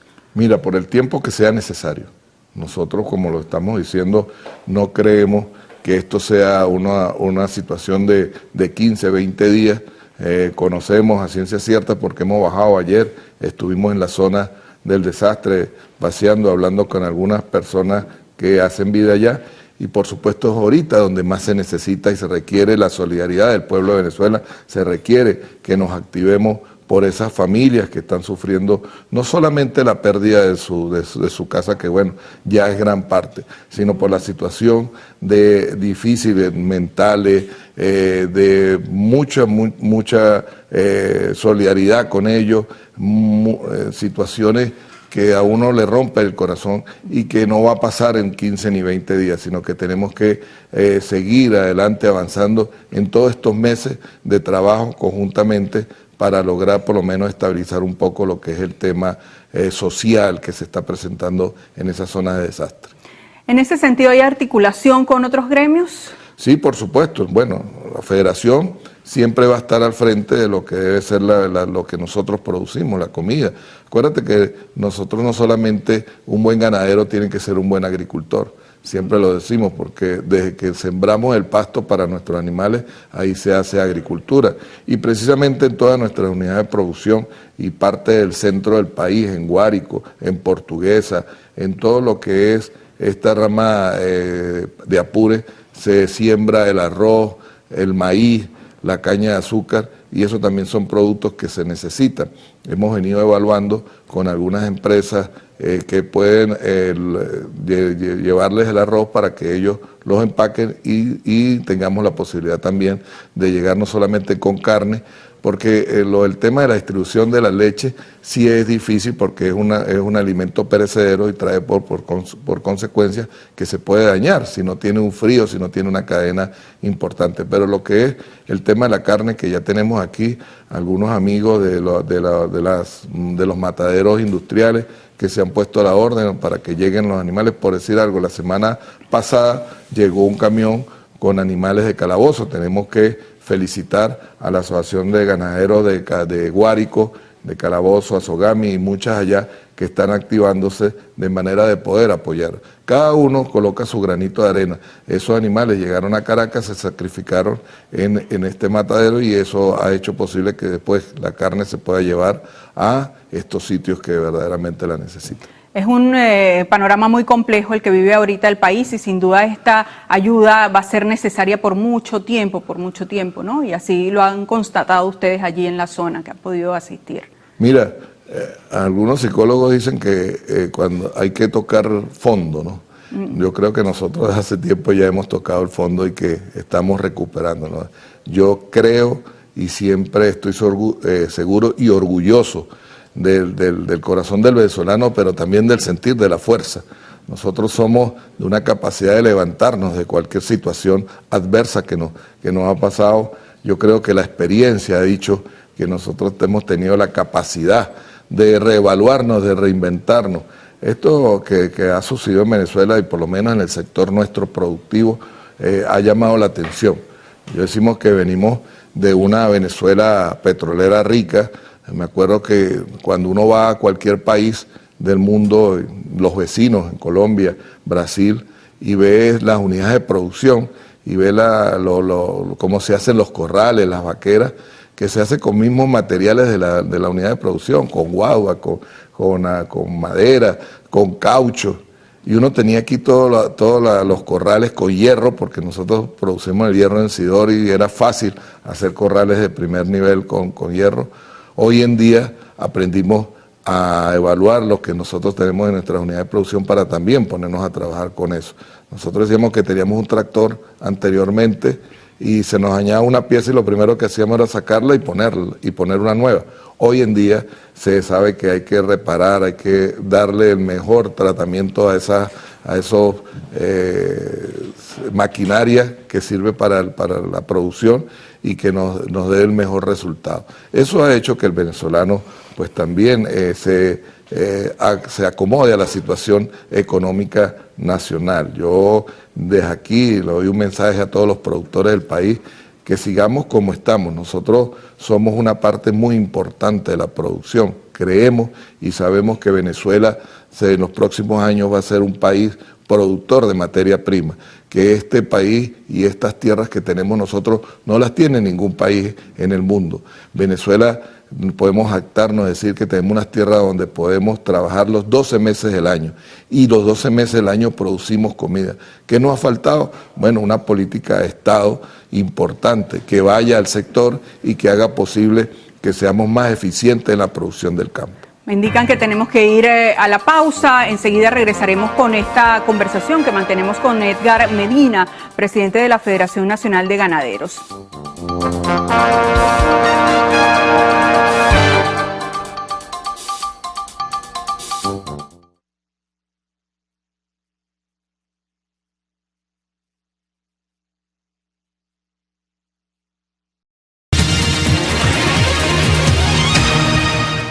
Seguimos conversando la mañana de hoy con Edgar Medina, presidente de la Federación Nacional de Ganaderos. Y bueno, ya hablábamos en el primer segmento de esta difícil situación que atraviesa el país y así en medio de este contexto tan complicado llegamos casi al 8º mes del año. Yo quisiera un balance de su parte en torno a la situación actual del sector ganadero en el país. Bueno, mira, nosotros tenemos un sector que por supuesto, como lo decíamos anteriormente, ha tenido y ha padecido varias situaciones difíciles.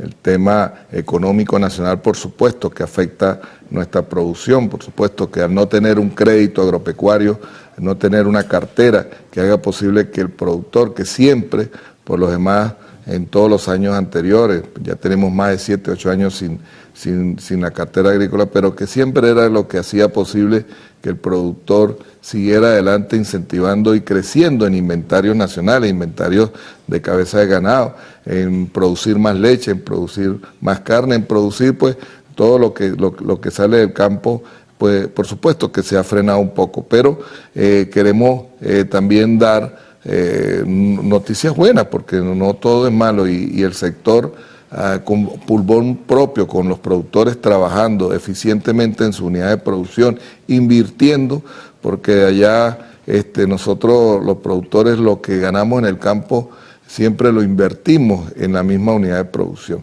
Yo siempre, los que conocemos y estamos en todos los días en nuestra unidad de producción, sabemos que lo que sale se tiene que volver a invertir, porque siempre le falta algo a la unidad de producción, que si hay que arreglar una cerca, que si hay sembrar pasto, hay que pagar obreros, hay que comprar insumos, hay que comprar alimentos para el ganado, hay que vender ganado y volver a comprar maute los que son cebadores, los que tienen leche pues tienen que trabajar en el proceso genético para tener vacas de mucha mayor calidad, y eso por supuesto trae una inversión de allá, que los inventarios que se han venido en los últimos años también subiendo, es gracias al pulmón propio del productor, pero que por supuesto necesitamos de política del Estado venezolano y que hemos venido trabajando, y de aquí también le damos un saludo a la Presidenta y al Ministro de Agricultura y Tierra, que ha tomado el sector, el general jefe Padrino López, y ha hecho reuniones de trabajo continuamente, y estas reuniones han traído como cuestiones positivas que se han llevado los problemas a esa mesa y se están tratando de desarrollar. Por decir algo, en los próximos días tenemos una mesa de trabajo con lo que son las autoridades del CENIA y con lo que tiene que ver con la materia tributaria, para lograr establecer otra vez la exoneración del impuesto sobre la renta, que desde el año 2001 fue hecha precisamente para aportar al sector, que lo que se hiciera dentro del sector, lo que diera la utilidad, fuera reinvertida en ella misma. Hoy en día se acabó esa exoneración, feneció en la Gaceta Oficial, y hace posible que nosotros tengamos que también declarar todo lo que es el tema de utilidad de nuestra unidad de producción y no seguir reinvirtiendo. Al no tener el crédito agrícola y tener, por supuesto, esta carga impositiva, hace que sea mucho más difícil seguir trabajando para subir los inventarios tan necesarios. Hoy en Venezuela nosotros creemos que estamos por el orden de los 11 millones de cabezas de ganado, y que es importante seguir subiendo esa media, no solamente para abastecer, como tenemos prácticamente abastecido todo el mercado nacional. Nosotros producimos la carne que comen los venezolanos. Estamos en una matanza nacional, más o menos en promedio de 1,5 millones de cabezas de ganado anuales. Esto hace posible que no 1.200.000 sean de vacuno y 300.000 aporte lo que es el ganado bufalino en Venezuela. Esas cifras que manejamos con lo que tenemos de inventario nacional la podemos cubrir. Pero tenemos que prepararnos, Gaudí, y es importante decírselo, porque este país tiene que salir a las exportaciones de carne para muchas partes del mundo que lo requiere. Producimos una carne muy, muy buena. Y eso trae una situación de que mientras que tengamos estos inventarios y no tengamos las inversiones del campo, no vamos a poder subir los inventarios y no vamos a tener la capacidad, porque tenemos las tierras, ahora nos falta es la inversión sobre ellas.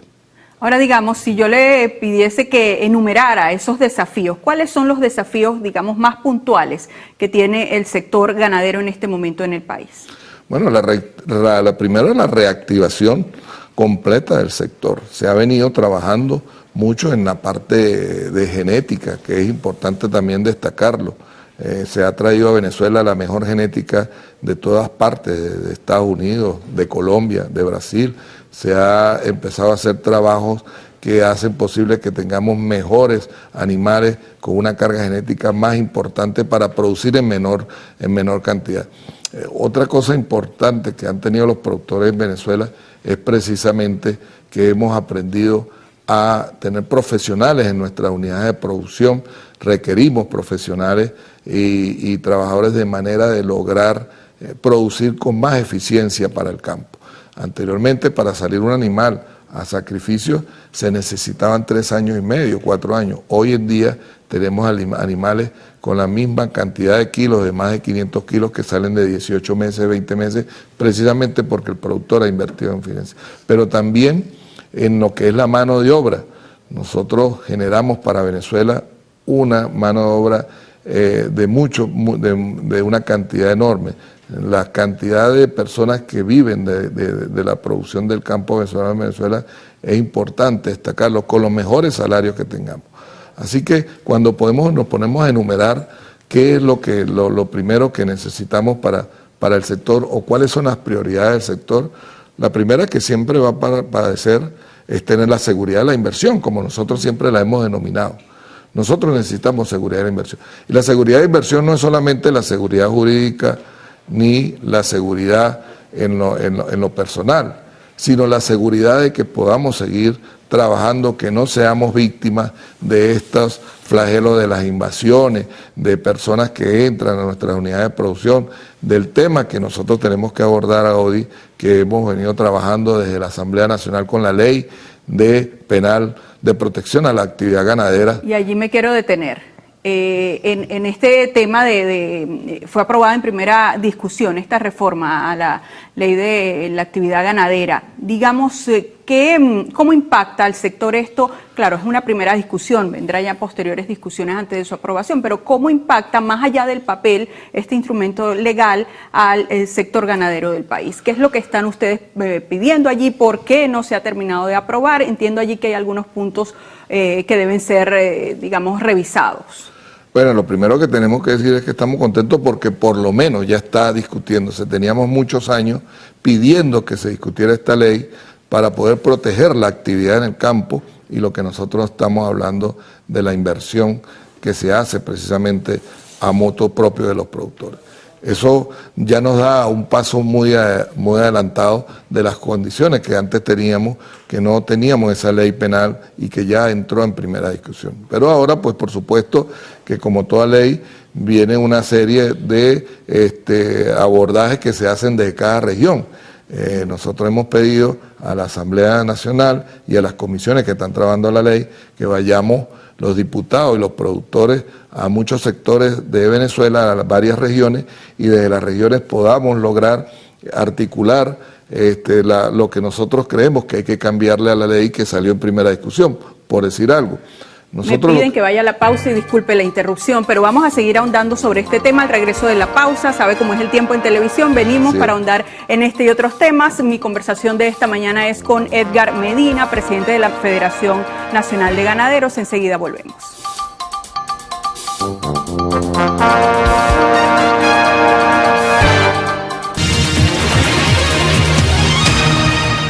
Seguimos conversando con Edgar Medina, presidente de la Federación Nacional de Ganaderos de Venezuela, y dejábamos en el segmento anterior un análisis importantísimo sobre esta ley de protección a la actividad ganadera, bueno, la reforma que se aprobó en primera discusión, un análisis más allá del papel, ¿no? Me hacía usted de cómo afectará esta reforma cuando ya sea aprobada, por supuesto, al sector, que es lo que ustedes están pidiendo, porque algunas revisiones allí.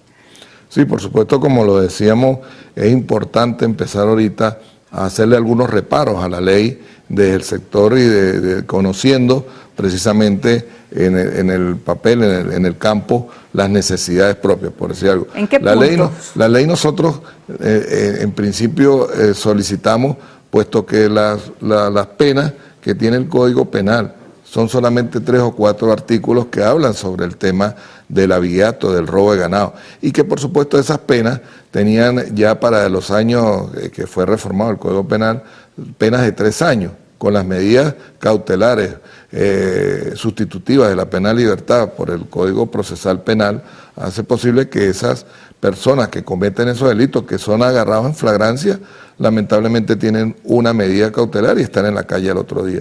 Eso trae una situación social increíble, porque los productores pues se sienten ajenos y dicen, no, es que no podemos ni denunciar, porque es que al otro día lo tenemos aquí en la casa metido diciendo que por qué los metimos presos.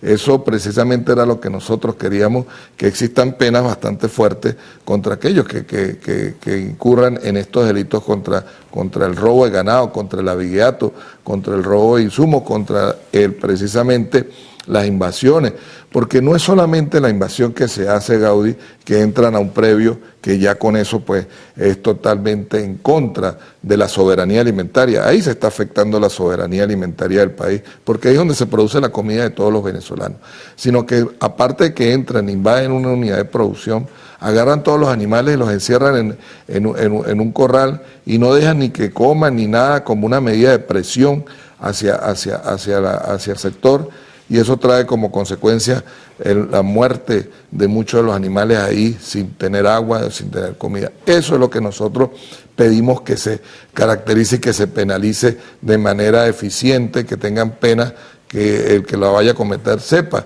que no va a salir una vez con una medida cautelar, que sean penas de mayores de 18 años, como debe llevarse esto, porque el trabajo genético que se hace en una unidad de producción no es que se pueda reemplazar de un día para otro, son más de 5 años para poder reemplazar un trabajo genético. Cuando nosotros vemos que entran y matan los animales y solamente se llevan un pedazo de carne de todo el animal y dejan ahí, están dejando 5 años de trabajo en una unidad de producción. Eso precisamente en la primera discusión vimos que la ley carece de las penas importantes, sino que se va luego a decir que va a un reglamento, a una parte administrativa, que sea la parte administrativa la que coloque las penas. No podemos dejar esto en manos de precisamente de otros, porque pues no traería garantía y estaríamos creando mafia dentro del mismo sector que dijera a cuál le vamos a colocar una pena y a cuál otro le vamos a poner otra pena. ¿Qué respuestas han recibido? Porque bueno, esto pasa ahora a otra discusión. No, excelente. Mira, nosotros tenemos que precisamente decir que hemos estado en constante comunicación con los diputados que están presidiendo las comisiones de política interior y precisamente también de economía y finanzas de la Asamblea Nacional, que están al frente de llevar estas discusiones a cada una de las regiones. Nos hemos puesto de acuerdo. Lamentablemente, con la situación que padeció en La Guaira, pues tuvimos que bajar un poco lo que era el tema de ya que teníamos preparado de ir a algunos sectores. Sabemos que en los próximos días ya se va a reactivar la Asamblea Nacional y por supuesto pues estaremos ahí trabajando para que esta ley siga el curso correcto, podamos llevarla a una segunda discusión con las reformas que nosotros creemos posible que hay que hacerle y luego poder aprobarla y colocarla en el ejercicio para que el sector nuestro cada vez está más fuerte. Igual que esa ley, hay otras leyes que nosotros estamos buscando, Gaudí, que es por lo menos la reforma a la ley de tierra.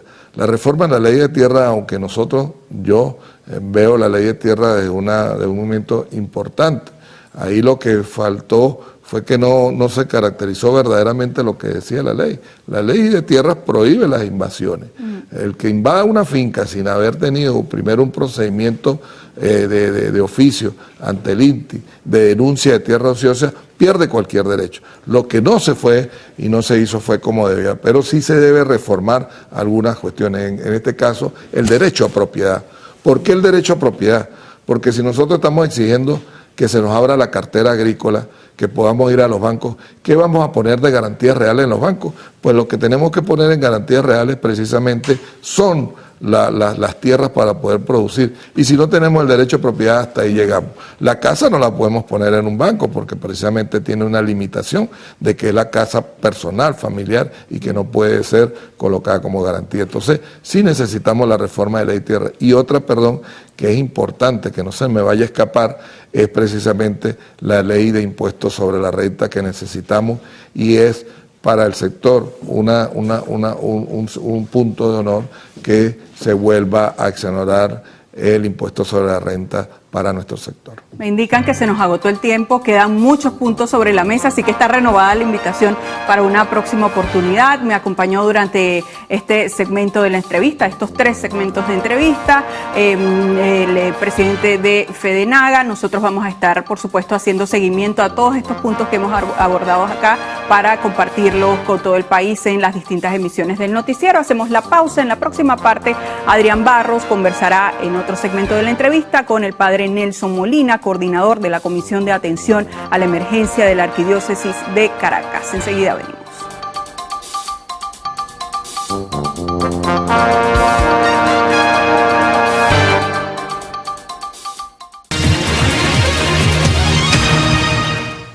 Bien, continuamos en esa parte de la entrevista. Vamos a conversar con el padre Nelson Molina, coordinador de la Comisión de Atención a la Emergencia de la Arquidiócesis de Caracas. Él nos trae el balance tras los sismos del 24 de junio y el plan de acompañamiento integral de la Iglesia Católica. Padre, bienvenido. Buenos días. Muchas gracias, Adrián. La Iglesia Católica ha trabajado desde el primer momento, inclusive esa misma noche, ¿no?, del 24 de junio, ya los templos tenían cientos de personas que querían dormir en los templos por temor a volver a sus hogares. Así ha sido. En los templos donde no sufrieron daños, la Iglesia ha abierto sus puertas para esos primeros auxilios, donde había mucha incertidumbre, muchísimo caos, y pues la Iglesia, cumpliendo su deber de estar con el pueblo de Dios, desde el primer momento hemos estado allí para socorrer. Y ha sido, bueno, una ayuda integral desde, como decimos, de los primeros ya minutos de esta desgracia, que se ha basado en 3 ejes fundamentales: el acompañamiento pastoral, la ayuda humanitaria y la evaluación de la infraestructura de la Iglesia Católica, ¿no? Comencemos por la ayuda pastoral que ha arrancado pues precisamente ya en los primeros momentos después de la desgracia. Sí, precisamente en ese orden nosotros lo hemos asumido porque la primera ayuda que tiene que tener la Iglesia es la espiritual, la pastoral, ¿no? Ese mismo día, Monseñor Bior, el arzobispo, junto con los obispos auxiliares, estuvieron visitando las iglesias más afectadas, ¿no?, sobre todo las del centro, y fueron un poco a solidarizarse con los sacerdotes que estaban padeciendo esta tragedia, ¿no?, muy difícil. Y luego la Iglesia se ha desplegado en acompañamiento a los refugios, a los hospitales. Al segundo día, al tercer día de la tragedia se crea la comisión. Y bueno, nos organizamos para poder llegar a hospitales, refugios, con las cosas que los mismos ciudadanos, los mismos feligreses especialmente, iban colocando en nuestras manos para ayudar. Creo que es bien sabido el torrente de solidaridad que ha habido, y la iglesia ha estado allí, la gente ha confiado muchísimo en nosotros para acercarnos pues con nuestra ayuda, llevando primero pues no una ayuda como lo puede hacer cualquier otra ONG, que está muy bien, ¿no?, y nosotros también ayudamos con lo material, pero la Iglesia tiene que estar como lo hace siempre. La Iglesia está en los barrios, está en todos los lugares, hay presencia de la Iglesia. La Iglesia no es un templo propiamente, sino son los mismos feligreses, los bautizados, somos la Iglesia. Monseñor Bior, allí en la presentación de este balance, hablaba pues también de esta ayuda humanitaria que en el momento de producirse esta rueda de prensa hablaban de 490 toneladas de ayuda humanitaria, de insumos, ¿no? Sí, ya es muchísimo más que eso. Ese momento tratamos de recoger un poco de los centros de acopio más grandes que nosotros logramos gestionar, que estaban en lugares que pertenecen a la iglesia. Uno de esos era mi parroquia, la parroquia del Buen Pastor. Otro era en la iglesia en San Benito, al final de la Varal, y la iglesia de La Tahona, ¿no? En esos 3 centros, bueno, también la iglesia del Montalbán, del Padre Marcos, pues se logró gestionar esa cantidad de ayuda, ¿no? Es un trabajo arduo. Tuvimos, la verdad, los primeros días eran muchas horas al día, ¿no? Pero también contamos con muchísima gente de buena voluntad que se fueron acercando. En el centro de acopio donde yo estaba, solamente en ese casi llegamos a las 100 toneladas repartidas, ¿no? Vinieron camiones, por ejemplo, de hortalizas, de víveres de Mérida, de Trujillo, de San Cristóbal, vino ayuda de Tucupita, o sea, de todo el país iba viniendo, ¿no? Las mismas Cáritas de muchos lugares del país iban trayendo la ayuda y nosotros, pues claro, al recibir eso también había que gestionar un montón de cosas y se contó aquí con ayuda de muchísima gente, con carros, con sus manos, con todo lo que podían para poder nosotros llegar a los lugares donde hemos llegado, que gracias a Dios en lo que es Caracas y La Guaira creo que hemos llegado a todos los lugares que ha habido desgracia. Se hablaba en la presentación de este balance de cerca de 500 voluntarios. Me imagino que ese número también se ha rebasado, ¿no? Una cantidad de gente que se movió increíblemente a apoyar allá a la iglesia, que a su vez apoyaba toda esta manifestación, ¿no? Sí, yo creo que es muchísimo más porque todas las iglesias se convirtieron en centros de acopio de una u otra manera, ¿no? Había los centros oficiales, digamos, para hacerlos públicos y que la gente sepa dónde llevar las cosas, a lo mejor personas que no son de iglesia y sepan dónde ir, pero también todas las parroquias se convirtieron en centros de acopio, todos querían echar una mano. Esa fue incluso las direcciones que nosotros hemos tenido de parte del arzobispo y los obispos auxiliares, que todos pudiéramos hacerlo, y ha sido no solamente material, hubo presencia con confesiones, escuchando a las personas, exposición del Santísimo, procesiones, el Nazareno también se pudo exponer para que la gente pudiera ir, aunque la iglesia también está un poco afectada, pero todo este trabajo se ha podido hacer, gracias a Dios. Padre Nelson, tenemos que hacer una pausa para publicidad, venimos en unos minutos para seguir conversando y me gustaría que comentáramos cómo de estos 27 templos que tuvieron algún tipo de daño, cómo ha sido pues, la actuación de la iglesia y la evaluación de estas casas de Dios. Ya venimos.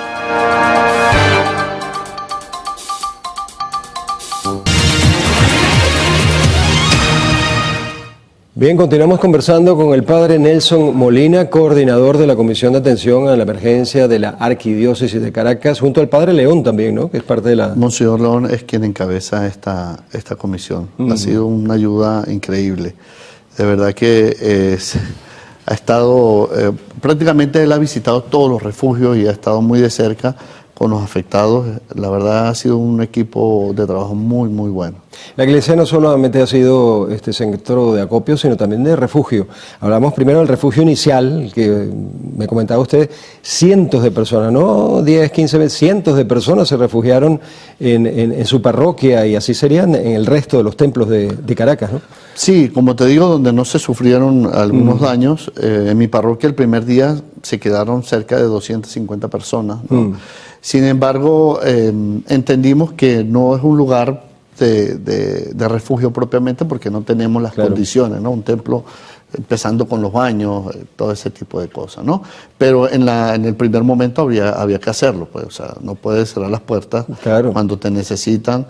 Da un poco dolor, ¿no? Ver a los niños en el piso, no sé qué. Bueno, la gente se sentía allí un poco más segura, ¿no? No solamente porque es un techo, sino porque, bueno, es la casa de Dios, pues entonces la gente se siente un poquito más segura. Me comentaba que había 27 templos, o hay 27 templos que sufrieron algún tipo de daños, algunos muy poco, otros, por supuesto, un daño medio, y algunos que sí necesitan una reparación un poquito más consistente. Sí. Esta parte la ha hecho muy bien el padre Neftalí, que es ingeniero, es sacerdote, pero es ingeniero, y tiene un equipo muy capacitado para ello. Y bueno, 27 de los que se han evaluado un poco más, y de esos 27 han sufrido algún tipo de daño, ¿no? Gracias a Dios, también hace poco el arzobispo tuvo una reunión y una inspección de algunos templos con el señor Miyamoto, que es uno de los más grandes expertos en el área, y todos los templos se pueden recuperar, gracias a Dios. Hay que hacer intervenciones, pero ninguno tiene criterio de demolición ni nada de eso, así que la gente puede estar tranquila. Afortunadamente, creo que hay 5 que están un poquito más dañados. 5 y están en el centro generalmente, son estas iglesias muy antiguas. Y bueno, gracias a Dios se van a poder recuperar. Mientras tanto, hay otras también con criterio de supervisión, de arreglarle, están celebrando afuera, afuera en las plazas, con algún toldo o en alguna cancha. Esa ha sido la opción que se le da a la feligresía. Y también queda el compromiso de respetar el patrimonio artístico y el patrimonio cultural que tienen estas iglesias, que muchas fueron construidas hace más de 100 años. Por supuesto, precisamente en eso se trabaja, ¿no? No se va a tomar a la ligera, y con el favor de Dios esperamos contar con las ayudas necesarias para poder recuperar nuestras iglesias. Estaba yo leyendo por aquí el plan de recuperación en 5 fases. Uno es emergencia y resguardo activo, diagnóstico y estudios preliminares el segundo, la tercera fase, proyectos de ingeniería sismo resistentes, ejecución de la reconstrucción, intervenciones y verificación y mantenimiento preventivo. ¿Hay estudios sismo resistentes sobre las iglesias en el momento de la construcción? Por supuesto, no las más antiguas, que tienen más de 100 años. Como decía un ingeniero, ninguna edificación es antisísmica, ¿no? Pero creo que sí hay criterios, ¿no?, que se evalúan, y creo que no son tantas las iglesias que se han hecho después del terremoto de 1967, ¿no? Pero las que hay tienen las condiciones, o sea, incluso eso es un ejemplo de ello, es que las que se han hecho después o en esa época por allí no han sufrido mayores daños, ¿no? Sobre todo las más antiguas, ¿no? Por eso las del centro han sido las más afectadas, ¿no? Pero que para ese entonces habían otras técnicas de construcción que no es que eran malas, son buenísimas, por eso llevan algunos 100, 200 y tantos de años, ¿no? Y están todavía en pie. Y han resistido por lo menos 2 terremotos en los últimos 50 años, ¿no? Algunos 3. Sí. Mire, padre, ¿cómo ha sido el apoyo del Vaticano y la comunicación con la Santa Sede? Sí, y yo, por supuesto, estas comunicaciones son más con nuestro arzobispo, los obispos, con el obispo de La Guaira. El Papa desde el primer día ha estado muy presente. Ha sido para nosotros un gran consuelo. Creo que ha sido uno de los primeros que se ha manifestado también con ayuda, dando el ejemplo, ¿no?, a la iglesia misma, que la iglesia es una, pero también hay iglesias particulares, ¿no? Y a partir del gesto de solidaridad del Papa, muchas iglesias particulares, diócesis, también se han manifestado con Venezuela, con Cáritas Venezuela, y han ayudado, ¿no? Entonces, sentimos muy de cerca al Papa. En varias ocasiones ha comunicado en sus audiencias y se ha hecho solidario con nosotros, pero también de forma personal con nuestras autoridades también lo ha hecho. Muy bien, padre, quedan por supuesto muchos temas, pero el tiempo nos alcanza. Muchísimas gracias por acompañarnos en la mañana de hoy, padre Nelson Molina, coordinador de la Comisión de la Iglesia Católica, con el balance de lo que ha sido o lo que ha dejado el evento sísmico, los eventos sísmicos del 24 de junio. Padre, muchísimas gracias. Para servirte a ustedes, muchas gracias. Muy bien, al regreso vamos a revisar lo que es noticia en el panorama internacional y lo más destacado del mundo deportivo. Ya volvemos.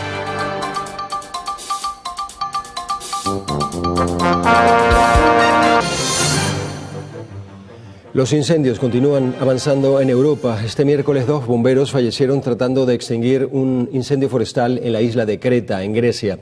Los 2 suboficiales que prestaban servicio en la localidad de Agia Fotini fueron hallados carbonizados al lado de su vehículo. El incendio, que se propagó desde la zona central de la isla, se ha fortalecido por los fuertes vientos y ha requerido la acción de más de 150 bomberos con 27 camiones y 4 aviones cisterna.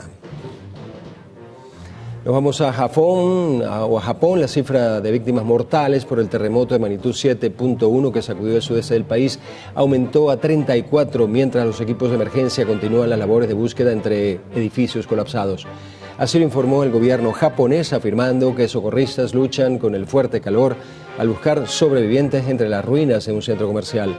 El sismo provocó daños importantes en la localidad de Kumamoto, donde destruyó viviendas, dañó puentes, provocó incendios y dejó sin electricidad y agua a decenas de miles de personas. Volvemos a nuestro continente. 6 miembros de una familia, 5 de ellos menores de edad, murieron en el incendio de su vivienda en el norte de Honduras. El siniestro ocurrió en un caserío de San Pedro Sula. y acabó con la vida de una joven de 19 años junto a su hijo y 4 de sus hermanos. Dormían todos cuando las llamas consumieron la casa. El cuerpo de bomberos sostiene que el escape de la familia se dificultó por haber asegurado la puerta con cadenas y candados. Las autoridades investigan el origen del fuego. El gobierno brasileño anunció la inversión de $260 millones en un plan preventivo para mitigar los impactos del fenómeno El Niño, cuando se pronostica que las temperaturas aumenten un 2% para lo que queda 2026 y también para el año que viene, 2027. La estrategia se centra en crear reservas públicas de alimentos, el combate de incendios forestales, la creación de una sala de situación interministerial para monitoreo climático y el esfuerzo también de la infraestructura de salud.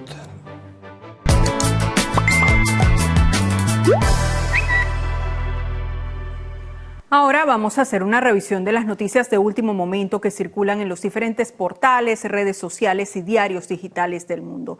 Iniciamos con la agencia AFP que reseña: Francia autoriza a regresar a sus hogares a 84.000 evacuados por mega incendio. Este siniestro, el mayor en Francia desde 1949, se declaró hace 8 días y obligó a evacuar a más de 220.000 personas de la región turística de Burdeos en plena temporada alta de verano.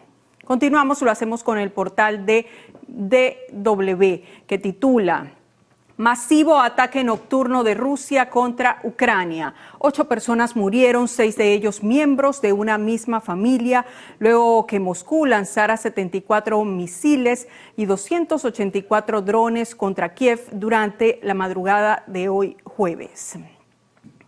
En notas virales tenemos que momentos de tensión vivió un pescador neozelandés mientras buceaba en Fiyi cuando fue atacado por un tiburón gris de arrecife. Tras el incidente, el hombre fue sometido a 4 cirugías y un injerto de piel antes de iniciar su proceso de rehabilitación.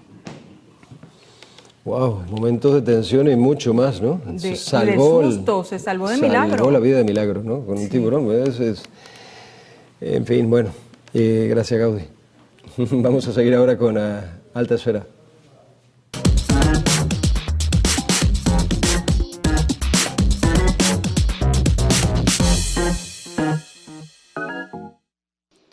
Con el objetivo de impulsar el desarrollo económico y financiero, Damasco, el Banco Mercantil y el Banco Nacional de Crédito unen esfuerzos para lanzar la plataforma de pago Damascuotas, una modalidad crediticia de compra ahora y paga después, gestionada 100% por la aplicación Damasco, en la que el financiamiento será dividido en 6 cuotas para un plazo de 3 meses sincronizados con las quincenas de pago de la ciudadanía venezolana. Es totalmente gratis, solamente con tener un teléfono inteligente, descargas en App Store, sea el software de iOS o App Store de Google. Como todos lo saben, pues los bancos per se en este momento tenemos algunas limitaciones para el tema de otorgamientos de crédito y estas son las vías que nos facilitan llegar a los productos que requerimos. El modelo cuenta con 7 niveles de financiamiento en el que los usuarios se verán premiados de acuerdo a su desempeño con iniciales más bajas, acceso exclusivo a preventas y beneficios adicionales.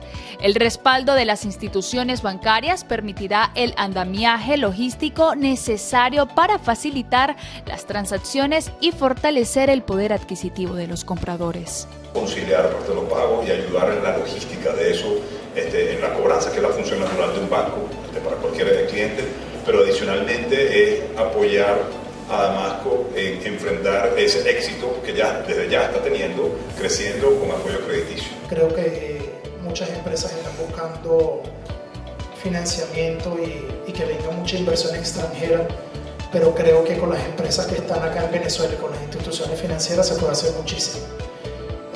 Cambiando algunas condiciones en el juego, como estaba diciendo Nelson, creo que el poder adquisitivo venezolano puede mejorar considerablemente. La versión preliminar del proyecto ya demostró ser un éxito con más de 500,000 descargas en las primeras 48 horas y 46,000 compradores que ya han utilizado este sistema para adquirir sus equipos en cuotas sin interés. Fue muy viral el tema, el producto, porque bueno, no sé, venimos también de una situación hace muy poco y muchas personas de repente perdieron su electrodoméstico o también vieron la oportunidad de que simplemente con la cédula puedes comprar. A todos los venezolanos, con más del 80% de las personas que se le aprobó crédito o financiamiento, compraron sin inicial. Con esta iniciativa, Damasco, Banco Mercantil y el Banco Nacional de Crédito buscan formar parte del futuro en las transacciones digitales y fortalecer la capacidad de compra de sus clientes.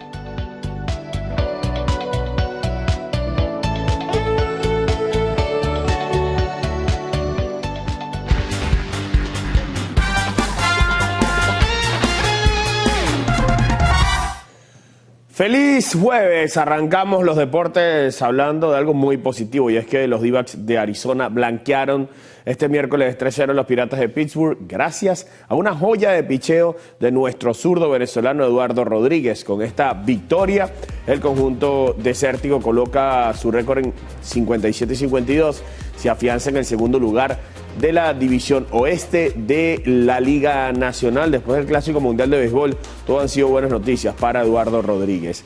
Y ahora hay que hablar de la FIFA porque abrió una investigación y un procedimiento contra la Asociación de Fútbol Argentino, 4 de sus jugadores y un miembro del cuerpo técnico, además del español Gavi, por los incidentes ocurridos en la gran final del reciente Mundial disputada ante España. En el caso de la AFA se investiga por el posible incumplimiento de varios artículos del Código Disciplinario que conciernen a realizar manifestaciones de una índole distinta a la deportiva.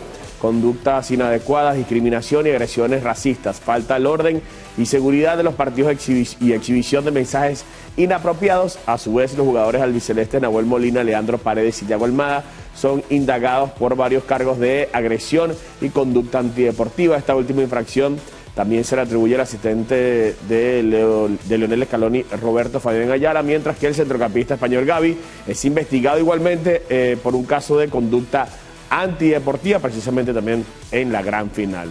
Y Lionel Messi se reincorporó este miércoles al Inter Miami tras casi 10 días de vacaciones en Argentina. En imágenes publicadas por el club, el futbolista argentino se presentó en las instalaciones del Fort Lauderdale al norte de Miami para reintegrarse a los entrenamientos. Su regreso marca el fin de un receso que inició en el pasado mes de mayo, cuando tuvo que abandonar los compromisos del Inter Miami para unirse a la selección argentina previa al Mundial de Fútbol.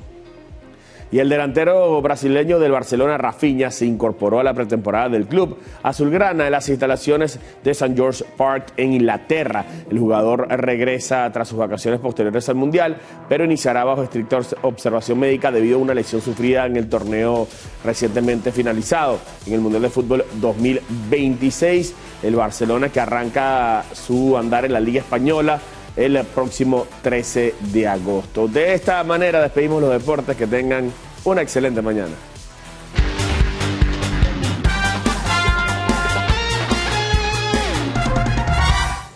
Gracias, Eduardo. Llegamos al final del noticiero Primera Emisión, agradeciéndoles como siempre su preferencia. Televen está en todo y el noticiero también. Nuestra próxima cita será hoy a las 12 del mediodía. No se la pueden perder. Les recordamos descargar nuestra aplicación Televen Max. Aquí nos vemos.